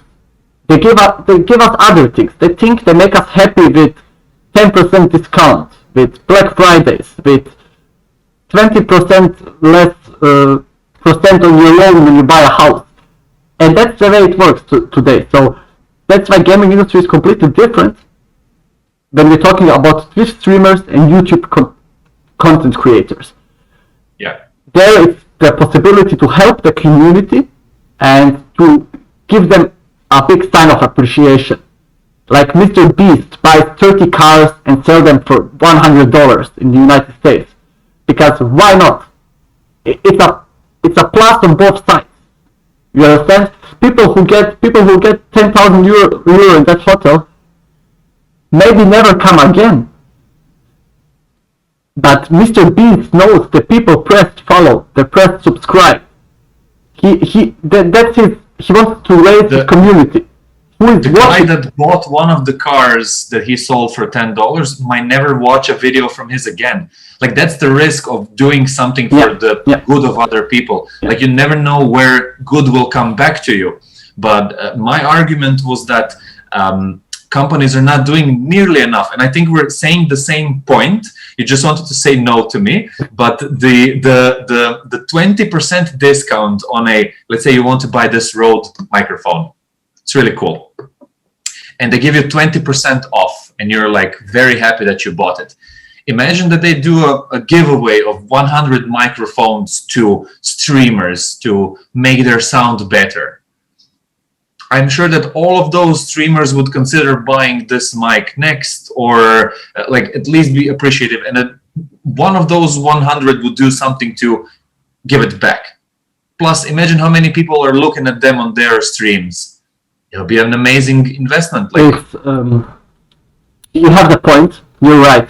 For example, if we're talking about hardware now, there is a funny story when League of Legends started to become professional in 2010.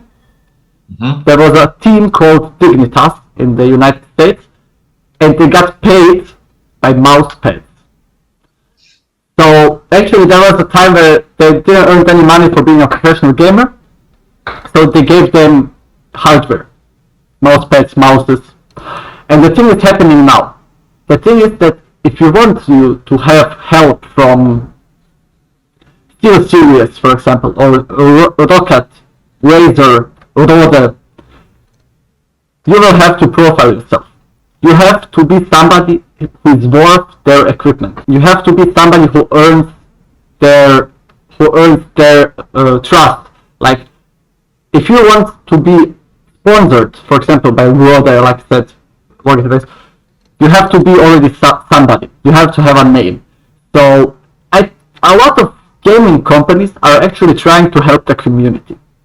And a lot of gaming companies are trying to help. And that's what I'm saying, that everybody who's involved in the gaming community, in the industry, will help each other. But you cannot expect that will ever happen in an industry different than gaming right now. I don't know, man. I see that that could be a great opportunity for a lot of companies. For instance, I'll give you a great example. My job in this company where I worked last was to find companies that want to work with us, where we can send developers because they're looking to hire people, and we could help them with that. And in that process, I would do research on the company to see what they're doing and to see if they even need developers, right?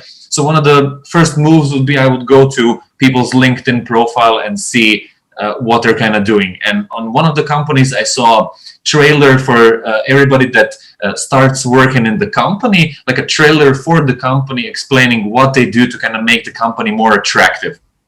And one of the things that they did, especially in 2020, was they organized Call of Duty tournaments, because a bunch of developers, apart from developing, they took a few hours on Friday or on Saturday. They came together and they played Call of Duty with other teams, even with other companies.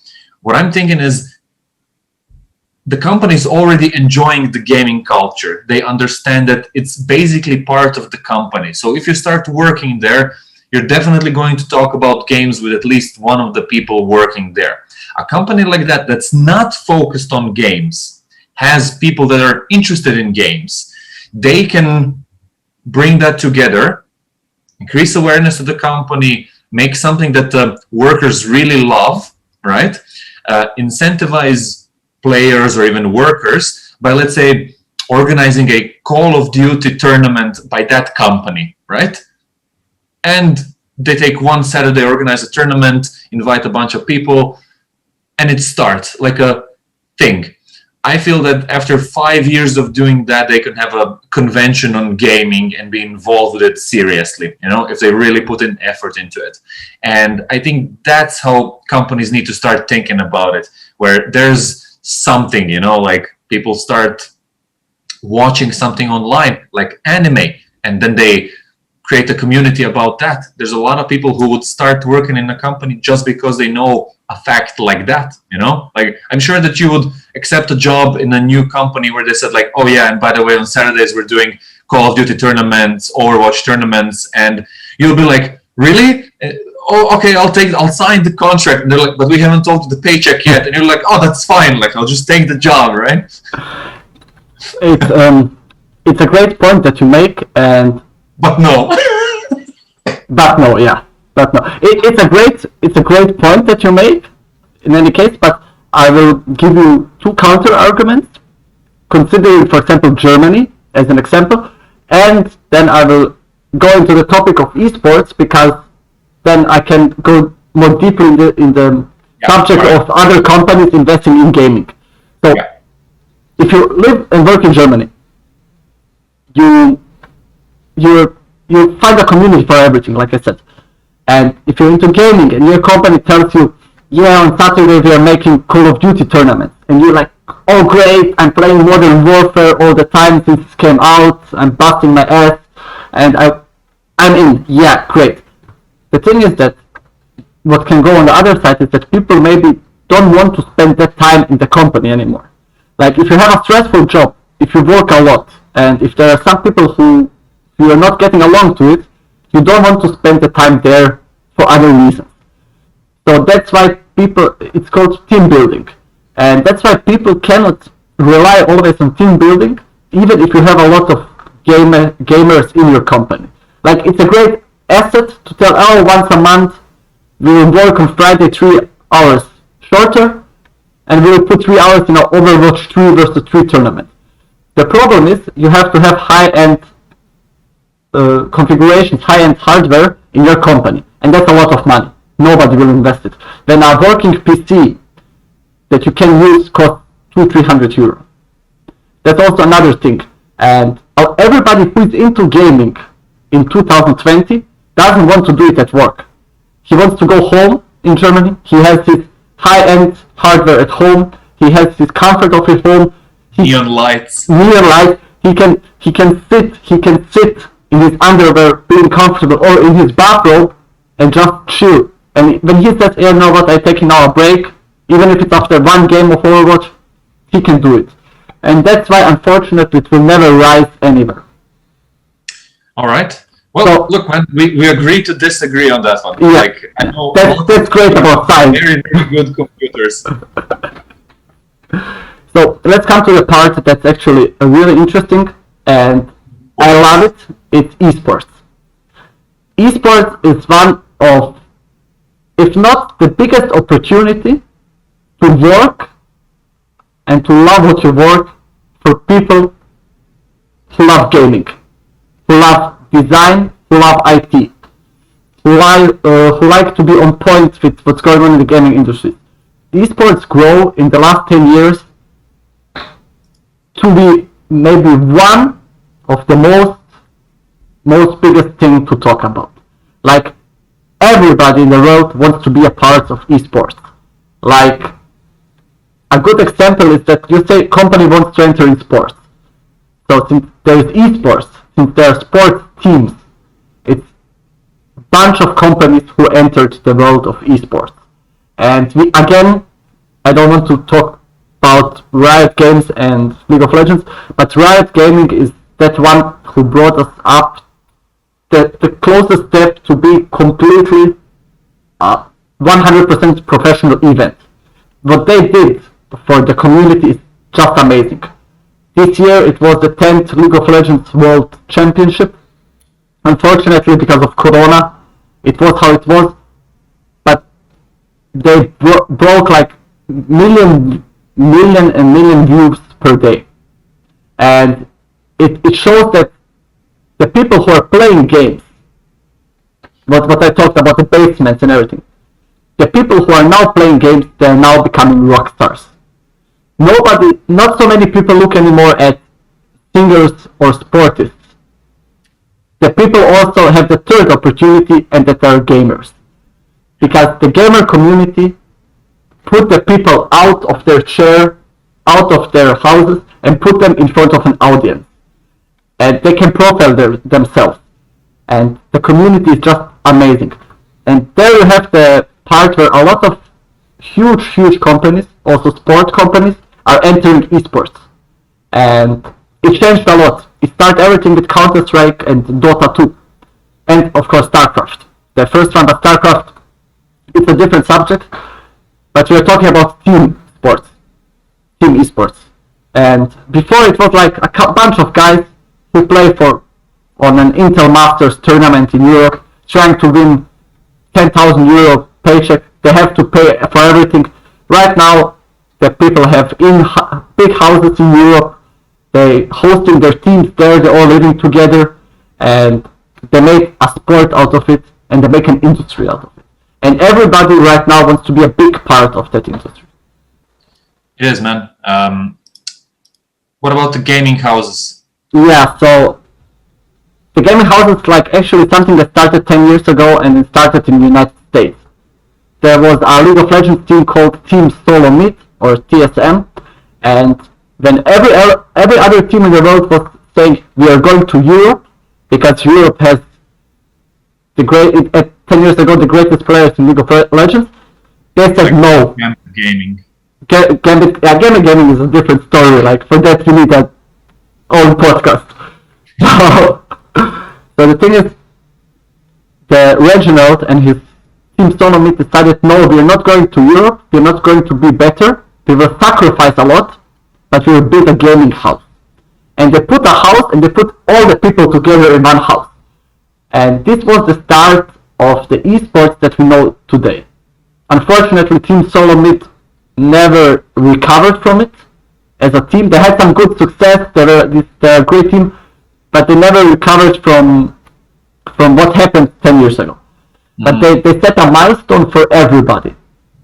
Since then, esports changed a lot. That the main leagues in League of Legends, for example, because it's the best and only important team in esports right now, as an example, the major tournaments, the United States LCS and the European LEC, are hosted in two cities, Los Angeles and Berlin. So all the teams are living in the gaming houses. They're not just sitting there and playing anymore. They now have a whole team that backs them up. They have a physical trainer, fitness trainer. They have a head coach. They have analysts. They have also a psycho who makes therapy with them every now and then. Psychologist, yeah. Yeah, psychologist, and also they have to go to the gym. So they're all young people who has to be guided in their life, who are amazing at playing games. So the whole esports community was built around that right now we have all the people in one house, so we are bonding them, but we are also protecting them. And what Riot Games and League of Legends is doing is everybody who becomes a pro gamer, who signs a contract with Riot Games, the end contract, after you sign for your team, Riot Games gives you the opportunity after you finish your gaming career to stay and work for them. Because they know how much sacrifice a young person needs to make to become a professional gamer. And you're not talking about streamers. Streamers are something else. But professional gamers make a huge sacrifice about education, about socializing, and arguably living a normal life. Because everybody would say, oh, it's amazing to play 12 hours a day. Yeah, but if you play 3 hours, have breakfast, have lunch, play 3 hours, go to the gym, play 3 hours, you're actually getting yourself in a situation where you get a sailing boat situation where the same 10 people are in the same room for the whole year. And you need to understand that it's really hard because the young people have to shape their ego also. And their mentality. So it's actually really amazing what they brought. So, and after we come to the point where we have the gaming houses, we're now talking about big money. We're talking about companies that invest. And if you have millions of viewers, tell me one company who doesn't want to be a part of esports. Yeah. How much are the prize monies that can be earned on tournaments? And can you give a few examples on that one? Yeah, so before there was the Intermaster Continentals, IEM. It was the most important tournament worldwide, and it was held at Comic-Con, also in Comic-Con and DreamCon in the United States, and we also had 2-3 IEMs in Europe. Firstly, they started with Counter-Strike and Dota 10 years ago, and the prize pools were pretty good, like $100,000, $500,000. Right now, the prize pools didn't change much. They didn't change much. They go up maybe €1 million, €2 million per major tournament. Mm-hmm. But how esports changed, the thing is what also changed is the tournaments. So you have to separate how you compete. Do you compete on a professional level or you're an amateur team? And people want more to invest in professional teams so that the amateur teams are not earning so much money anymore. You don't have international masters anymore for League of Legends because you don't need them. You have the pro scene and you have the semi-pro scene. Of course, people are making amateur tournaments, but nobody cares actually, unfortunately, about that. And in the end, the prize money didn't change a lot. Esports, unfortunately, it's an industry without earnings. Like, esports is great, but esports relies hard on sponsors. Because the last 2-3 years, the esports industry realized that they cannot just put a team there to play and be good. So they started to make content. They started to have their own Twitch channels. They have streamers with their logo, with their contract. Mm-hmm. So esports right now lives just on the sponsors worldwide who are willing to give them money.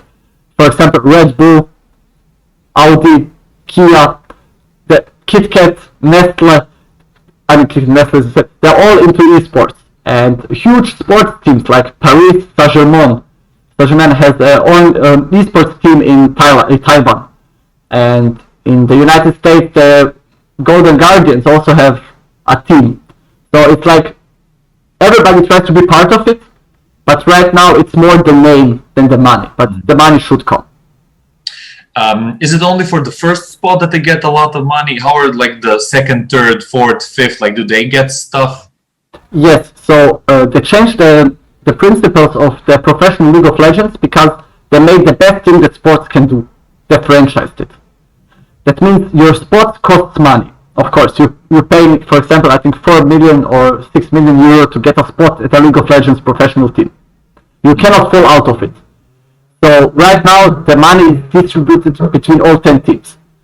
So when something happens, like you're the 10th team, but you're still part of it, you still have the sponsors, you have the same playing time, and you're the same screen time like every team, but it means the sponsors will come more. They will also appreciate the 10th team as much as the first team, because they always have the same screen time, and it's like the best thing in the world that can happen is a franchise. Nice. That's good.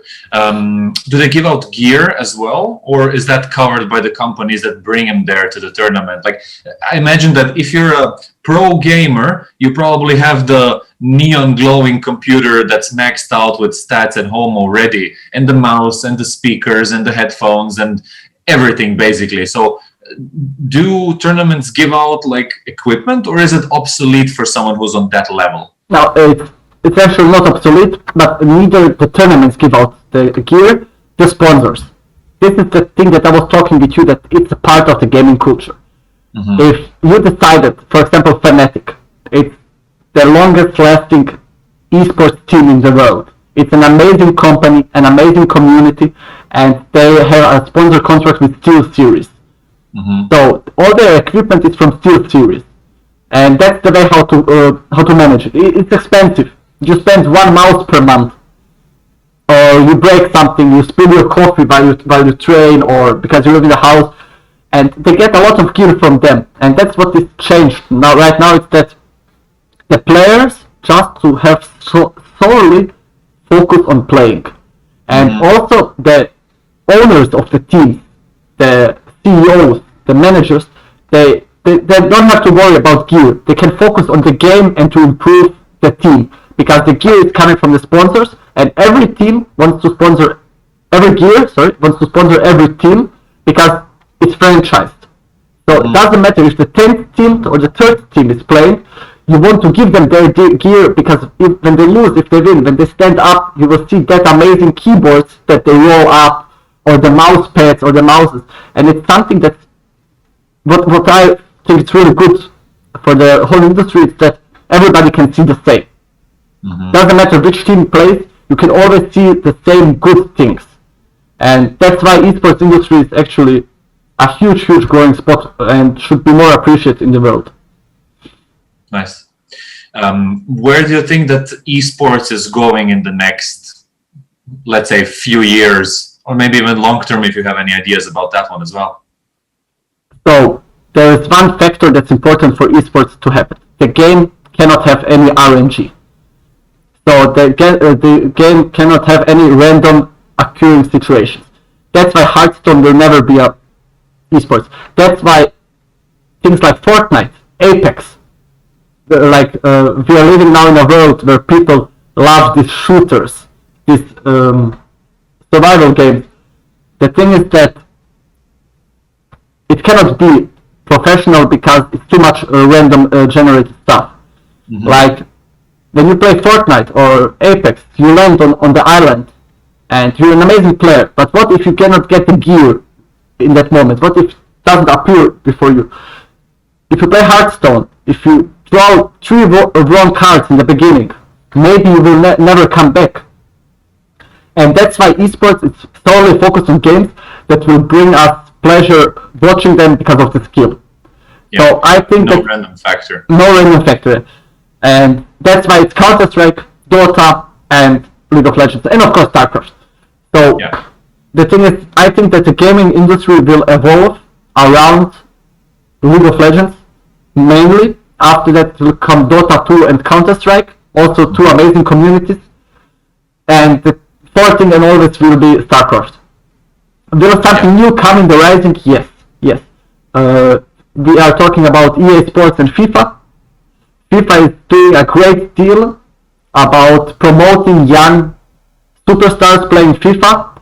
The problem is that right now it's hard to make it competitive because the people need to have a system. So you have to develop a system that will help everybody. Until that is not developed, the FIFA community will not grow so much. Yeah, it's appreciated, it's great, but will not grow so much. But it has also a great future. But when I'm thinking about the rest of esports, I think that it's slowly based on these 5 games that I said. Because everything else, with too much RNG, it doesn't have a future. Yeah, I understand that. I also expect that there will be no random things happening in a professional Olympic sport, right? You don't expect something to happen during an NBA game or a FIFA World Cup, Champions League, stuff like that. But yeah, I get that point. All right. What are some of your favorite games? Let's finish the gaming side of everything with your favorite games, and then we'll transfer to a different topic. So, my favorite games are StarCraft. Everybody should try StarCraft. Try it, give it a try. Blizzard made a HD remastered version. It's amazing. So, League of Legends, of course, one of my all-time favorites. Of course. Thanks to my amazing wife, I got hooked a bit to Overwatch. So, I like it also. And unfortunately, Overwatch will never be an esports because Blizzard only thinks they want to do it to earn money. So yeah, sorry Blizzard. And yeah, these are my 3 favorite games. What I suggest to everybody is to focus on some single player games sometimes because you cannot always be competitive. Yeah. So try some survival games like Raft and Ori and the Wisp. It's an amazing 2D jump and run platform. Like everybody should try that. And It's visually brilliantly made. the story is amazing, the music is amazing, and yeah, there's one game I recommend for everybody in the world. It's called Bastion. Bastion. Bastion, it's a small indie game made from Werner Studios. Yeah, Google it. And it's a hack and slash with an amazing, maybe the best music ever in a game, and almost as good story. It takes you like 10-12 hours to pass through it. You don't have to have a too good PC for it. You can play it on a controller. It will make you so happy. Trust me, it's like a dungeon crawler. Yeah. Yeah. And it's great. The artists make a great job. So yeah, that's my list. Nice. Some things overlap. I really liked League of Legends for a long time, but I kind of went out of it because it was a bit too time-consuming for me. Overwatch, definitely same story. Hearthstone, same story. I played World of Warcraft a lot when I was younger. Everybody did. Yeah, I gave up on that one. That was too time-consuming. Like, yeah, unfortunately. There is no Irla, only Africa. That, and I love single-player games with a good story. For example, Assassin's Creed is like on top of my list. They have brilliant story, visually very good. And the newer versions are really, really good, so I'm satisfied with how that's going.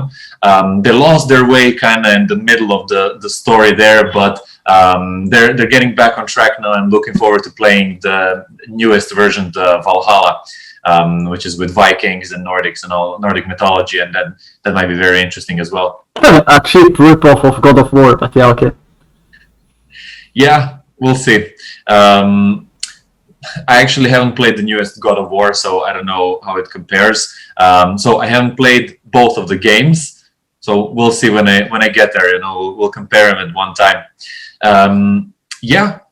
That was really interesting about this whole gaming fact. Like, I'm sure that people listening to the podcast haven't been in gaming that much themselves and haven't considered even joining an online community of gamers, and haven't thought about it in a serious matter. But I'm thinking of like, imagine you're a parent of a child. Like, would you orient your child away from computer games so it experiences more in real life, or would you be like, all right, there's a possibility that he might become a online gaming expert, star, professional, esports challenger, whatever, right? And direct them into not going outside as much, but rather staying inside and playing a lot of games to get really good at it and building a career there. So I can say from my own experience, find a healthy balance and have no expectations. Let the children have fun and let them decide their way. You can help them to mold them a bit in a way you think it's better for them, but solely about the free time, gaming is great to develop so much skills, but also the free time outside is really important. So yeah, find a healthy balance. Don't forbid it. Don't give him too much, and don't be 19th century about gaming. You have to open your mind and you see, yes, today it's like this. Like, look at us. We are now sitting in a lockdown, and a lot of people probably would get completely desperate and get an anxiety if they didn't have their community they can talk to, and that's why gaming is just amazing. Yeah. I noticed that, and I haven't been affected by the lockdown as much as some other of my colleagues. I think it's because I do feel that there's a community online that I can always talk to, and if I don't know what to do, like, I can always turn on a game and start playing with people, and it gives a sense of camaraderie especially when you're doing like dungeons in an MMO, like killing a dragon somewhere in a cave that takes you 5 hours to do it. You really had to put in a lot of effort. It's an amazing experience, and it connects people. So I think that games are, first of all, not just fun, but excellent for connecting with people. And I know 100 stories of people like meeting first online through a game, not Tinder, not anything for dating, and then either hooking up together or getting married, or just like becoming friends and spending time in real life. And I think it's just great. So I'm definitely going to keep playing, and I hope that most people who haven't tried do try some of the games. People have put a lot of effort to make them fun and interesting, and there's a lot of things to learn from games as well. Like, I'm still waiting for the educational gaming space to rise to a new level to kind of try a bit of those. But tell me, Stjepan, and I kind of want to end on this one. What tips could you give to people about their day-to-day lives and the routine? And I heard from you that you're big on balance, but for people who are doing multiple things like yourself, how do you juggle like 20 things that you have going on and stay focused on them at the same time and become good at it and not neglect stuff that's important? So yeah, I do a lot of things. So I work, I love gaming, and I play professionally table soccer. So I'm like the biggest nerd in the world.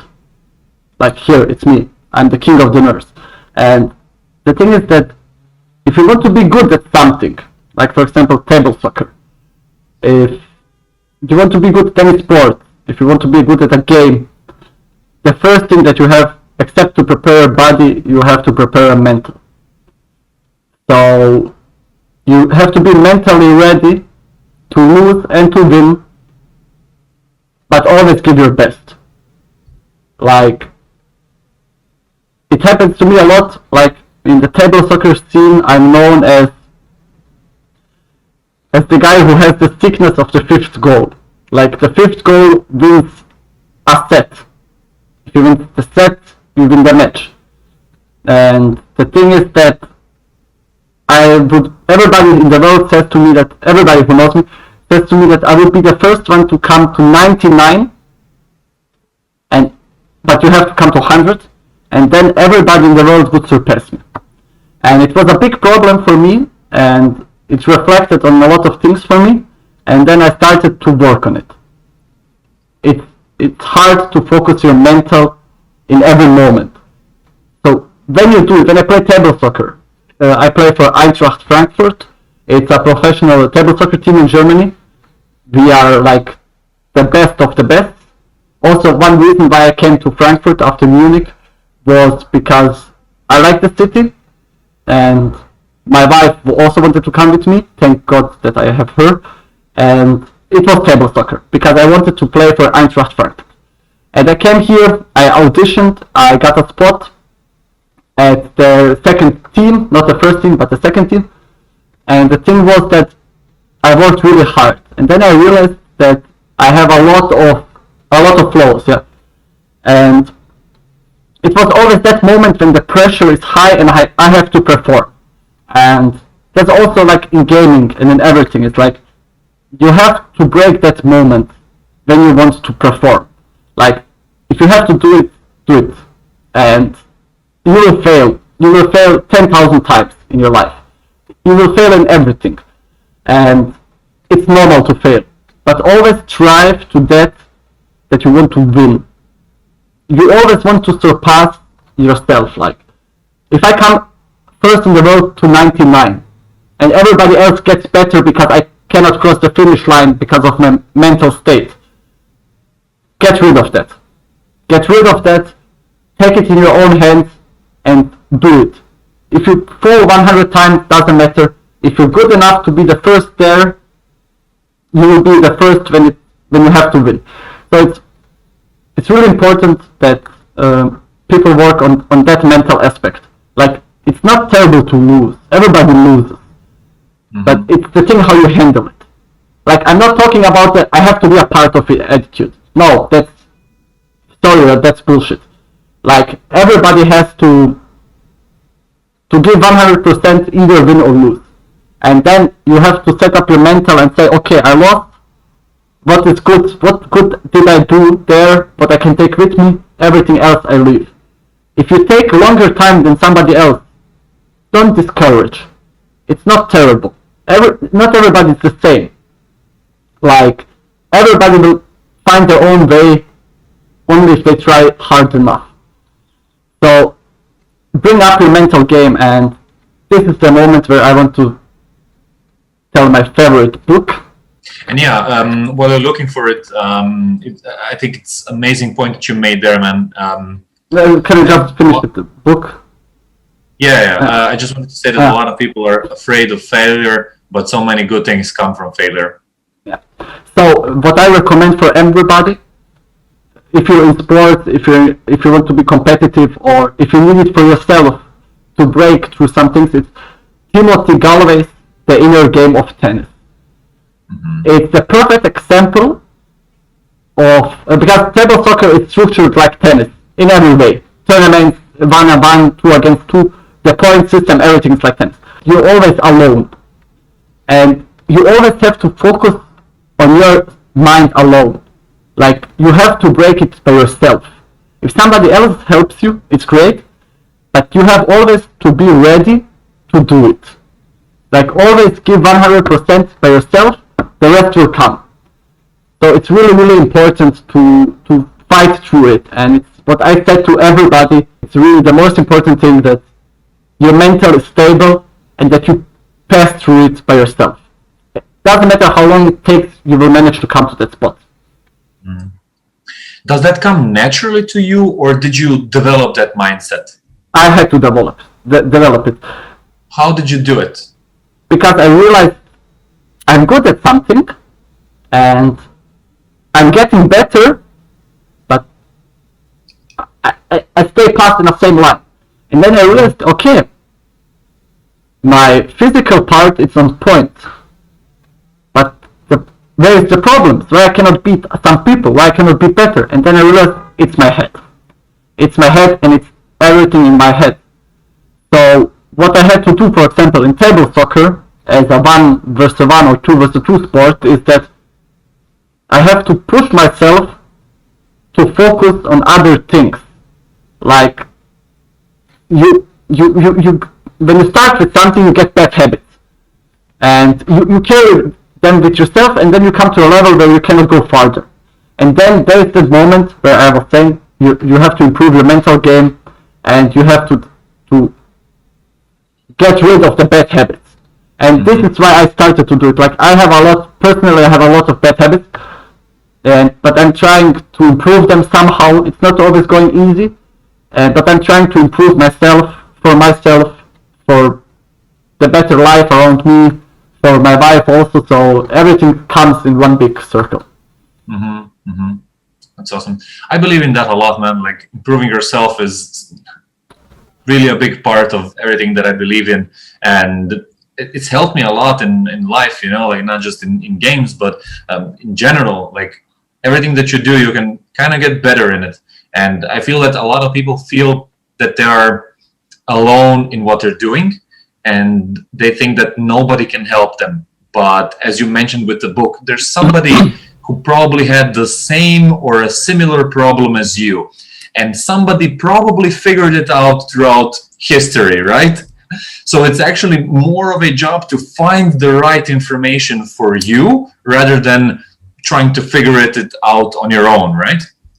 We talked earlier about Reddit. There's a post about probably anything right now on Reddit. It's your job to find it if you want to find the solution, right? And I think that also makes you kind of, I want to say, grow up as a person, because you take responsibility for your problem, because you know that there is a solution out there. And then it's kind of not the thing that's stopping you. It's, oh, I haven't done what's asked of me to get to another level, right? For instance, if you want to become a better player in a game, you should go into a gaming house, because there you will have the optimum environment. You want to be in a better table soccer team, you moved to a different city, you auditioned, you went to a better team, so you found the solution on how to get there. So I think that's amazing, and I think that more people should jump on ideas like that. Yeah, so the one thing that I want to say in the end is that it doesn't matter how your day was until now, and it doesn't matter what comes next. You should just try to put yourself in a situation where you will get better and your surroundings will get better. So slowly focus first on yourself, for you becoming that what would makes you happy, and after that it will reflect on the surrounding. It's not easy, it's really hard, but you just have to believe in that what you're doing. And I know it sounds a bit mainstream, but it's really most important thing in everything what we talked today.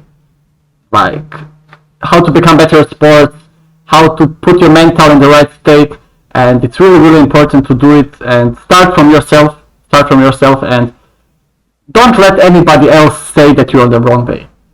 Like, you can take criticism, but no, try to be yourself, try to be open and love the world, and the rest will come with hard work. I believe in that. Yeah, I agree on that one, man. It is hard work, but the results pay off. We'll leave links below for everyone watching on YouTube, links to our social media profiles, and we look forward to playing games with you in the future, guys. Stjepan, thank you again for being here, man. It was a pleasure having you on the Uncle Gold podcast.